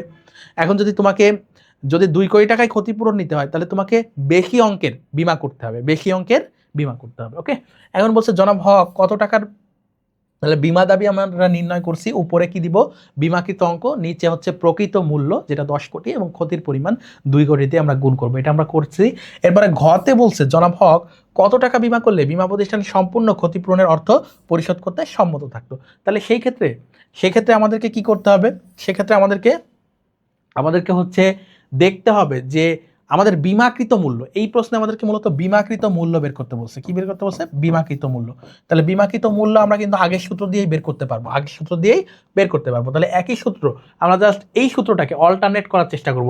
এখানে বিমা দাবি দেওয়া আছে, বিমা দাবি পরের প্রশ্নে 2 কোটি টাকা, কিন্তু এই যে এইটা আমাদেরকে কোশ্চেন করছে। ওকে, তাহলে আমরা সেইটা বের করার চেষ্টা করছি। তাহলে দেখো বিমা দাবি 2 কোটি টাকা আমাদের দেওয়া আছে, অর্থাৎ 2 কোটি টাকা যদি পেতে চাই তাহলে আমাদের কি করতে হবে? প্রকৃত মূল্য আমাদের 10 কোটি টাকা দেওয়া আছে, ক্ষতির পরিমাণ 2 কোটি টাকা দেওয়া আছে, আমাদেরকে বিমাকৃত মূল্য বের করতে হবে। তাহলে এইটা হচ্ছে আমাদের কোশ্চেন মার্ক। বাকি সব দেওয়া আছে, যে বিমা দাবি দেওয়া আছে 2 কোটি, 10 কোটি সম্পত্তির মূল্য দেওয়া আছে, ক্ষতির পরিমাণ আমরা দেখেছি 2 কোটি। তাহলে আমরা কি করব? জাস্ট এই বিমাকৃততে কোশ্চেন মার্ক দিয়ে আমরা ক্যালকুলেশনের চেষ্টা করব। তাহলে এই অংশটা কি হবে? এই পাশে এসে ভাগ হয়ে যাবে, বা তোমরা চাইলে এই পুরাটা এই পাশে নিয়ে ওইটা নিয়ে যে জাস্ট এইটা করো, তোমরা এটা এখানে এনে ভাগ করো, গুণ আছে, এরপরে এটা ভাগ আছে, এটাকে মাল্টিপ্লাই করো, তাহলেই তোমাদের বিমাকৃত অঙ্ক বের হয়ে যাবে। এই যে মাল্টিপ্লাই করলেই তোমাদের বিমাকৃত অঙ্ক বের হয়ে যাবে। সুতরাং জনাব হক 5 কোটি টাকার জায়গায় সম্পূর্ণ সম্পত্তি তথা 10 কোটি টাকা যদি বিমা করতো, তা যদি সম্পূর্ণ সম্পত্তি বিমা করা থাকতো, তাহলে হচ্ছে সে কি পাইতো? 2 কোটি টাকার ক্ষতিপূরণ পাইতো। যেহেতু সে অর্ধেক টাকার বিমা করছে, তাহলে 1 কোটি টাকা যতটুকু ক্ষতি হয়েছে তার অর্ধেক সে কিভাবে ক্ষতিপূরণ পাবে। ওকে, তো এটা হচ্ছে যথার্থ। তাহলে তার বিমা দাবি 2 কোটি টাকা হতে গেলে তাকে 10 কোটি টাকার বিমাকৃত অঙ্ক থাকতে হবে বিমা কোম্পানির কাছে। ওকে, এরপর আমরা 14তে যাব। শস্য বিমা কি? দেখো, শস্য বিনষ্টের সম্ভাব্য প্রাকৃতিক ও অপ্রাকৃতিক ঝুঁকি মোকাবেলার জন্য যে বিমা গ্রহণ করা হয় সেটি শস্য বিমা। বিমা ঝুঁকি বন্টনের যৌথ ব্যবস্থা, এটা ব্যাখ্যা করতে বলছে আমাদের দ্বিতীয় প্রশ্নে। বিমা ঝুঁকি বন্টনের যৌথ ব্যবস্থা, তাহলে বিমা কোনো ধরনের ঝুঁকি হ্রাসের ব্যবস্থা নয়, বিমা হচ্ছে ঝুঁকি বন্টনের একটা ব্যবস্থা। অর্থাৎ বিভিন্ন মানুষ বা বিভিন্ন বিষয়ের উপর বিমা কোম্পানি কি করে? প্রিমিয়াম নেয় এবং যার ক্ষতি হয় তার কাছে বন্টন করে। এই জন্য এটাকে বলা হয় বিমা, এটাকে কি বলা হয়? বিমা ঝুঁকি বন্টনের যৌথ ব্যবস্থা। এই বিষয়টা তোমাকে ব্যাখ্যা করতে হবে। গতে যাব। গ্রিন ফার্ম লিমিটেড তাদের প্রতিষ্ঠানের কৃষি বিভাগে কর্মরত কৃষকদের কর্মকালীন দুর্ঘটনার জন্য এক্স বিমা প্রতিষ্ঠান থেকে একটি পলিসি গ্রহণ করে। এছাড়া প্রতিষ্ঠানটি ডেইরি বিভাগের 1000টি গরুর জন্য ওয়াই বিমা প্রতিষ্ঠান থেকে একটি পলিসি গ্রহণ করে। তাহলে দেখো, কৃষকদের কর্মকালীন দুর্ঘটনার জন্য, তাহলে কৃষকদের জন্য যেটা করে সেটাকে আমরা কি বলবো? নিয়োগকারীর দায় বিমা। এটাকে কি বলা যায়? নিয়োগকারীর দায় বিমা। এটাকে কি বলা যায়? নিয়োগকারীর দায় বিমা, দায় বিমা। ওকে, আর এরপরে কি বলছে? এছাড়া প্রতিষ্ঠানটির ডেইরি বিভাগের 1000টি, তাহলে এটা হচ্ছে গবাদি পশু বিমা। এটা হচ্ছে কি? গবাদি পশু বিমা। তাহলে আমাদের উদ্দীপকে এক্স প্রতিষ্ঠান থেকে নেওয়া বিমা পলিসি কোন ধরনের? তাহলে এক্স, এটা হচ্ছে নিয়োগকারীর দায় বিমা। এক্স পলিসিটি কি? নিয়োগকারীর দায় বিমা। এটা হচ্ছে নিয়োগকারীর দায় বিমা, অর্থাৎ যারা কর্মরত আছে তাদের দায় হচ্ছে যিনি নিয়োগকারী আছে তার। তো এই দায় বিমাটা আমাদেরকে দেখাতে হবে, এবং প্রথম লাইনে যদি তুমি এই নিয়োগকারীর দায় বিমা উল্লেখ করতে পারো 1 পাবা। নিয়োগকারীর দায় বিমা কি এটা ব্যাখ্যা করতে পারলে আরও 1 পাবা। উদ্দীপকের সাথে অ্যালাইন করতে পারলে আরও 1 পাবা। এই হচ্ছে আমাদের গ লেখার নিয়ম। আমরা ঘতে যাব। ঘয়ের ক্ষেত্রে আমরা কি করতে পারি? গ্রিন ফার্ম লিমিটেড ওয়াই বিমা প্রতিষ্ঠান থেকে বিমা পলিসি গ্রহণ করা কতটা যৌক্তিক ছিল? উদ্দীপকের আলোকে যুক্তি সহ ব্যাখ্যা করো। তাহলে তোমার গবাদি পশুর জন্য তো অবশ্যই বিমা করতে হবে। তা দেখো, ওয়াই প্রতিষ্ঠান থেকে গবাদি পশু বিমা পলিসি গ্রহণ করা সম্পূর্ণ যৌক্তিক। গবাদি পশুর মৃত্যুজনিত ক্ষতির হাত থেকে বিমা গ্রহীতাকে আর্থিকভাবে রক্ষার জন্য গবাদি পশু বিমা চালু করা হয়। সাধারণত 1 বছর বা এর কম সময়ের জন্য আমরা গবাদি পশু বিমা করতে পারি। তাহলে এইটা আমাদেরকে আলাদাভাবে নিতে হবে, ওই নিয়োগকারীর দায় বিমার সাথে করা যাবে না। এই বিষয়গুলো ব্যাখ্যা করে দেখাতে হবে। এবং আরেকটা ফার্ম থেকে নিয়েছি এইটা, বা আলাদা পলিসি নিয়েছি, এইটাই হচ্ছে যৌক্তিক, এটা আমাদেরকে দেখাতে হবে। তো প্রিয় শিক্ষার্থীরা, আজকের ক্লাসে আমরা 140টা ব্যাংকিং ও বিমা, ফিনান্স ব্যাংকিং ও বিমা দ্বিতীয় পত্রের 140টা এমসিকিউ, পাশাপাশি 14টা সিকিউ সলভ করলাম। আশা করি তোমরা এমসিকিউ সিকিউ কীভাবে অ্যান্সার করবা, কীভাবে তোমাদের সলভ করা উচিত, কীভাবে পড়া উচিত, এই বিষয়গুলো বুঝতে পেরেছো, বুঝতে সক্ষম হয়েছো।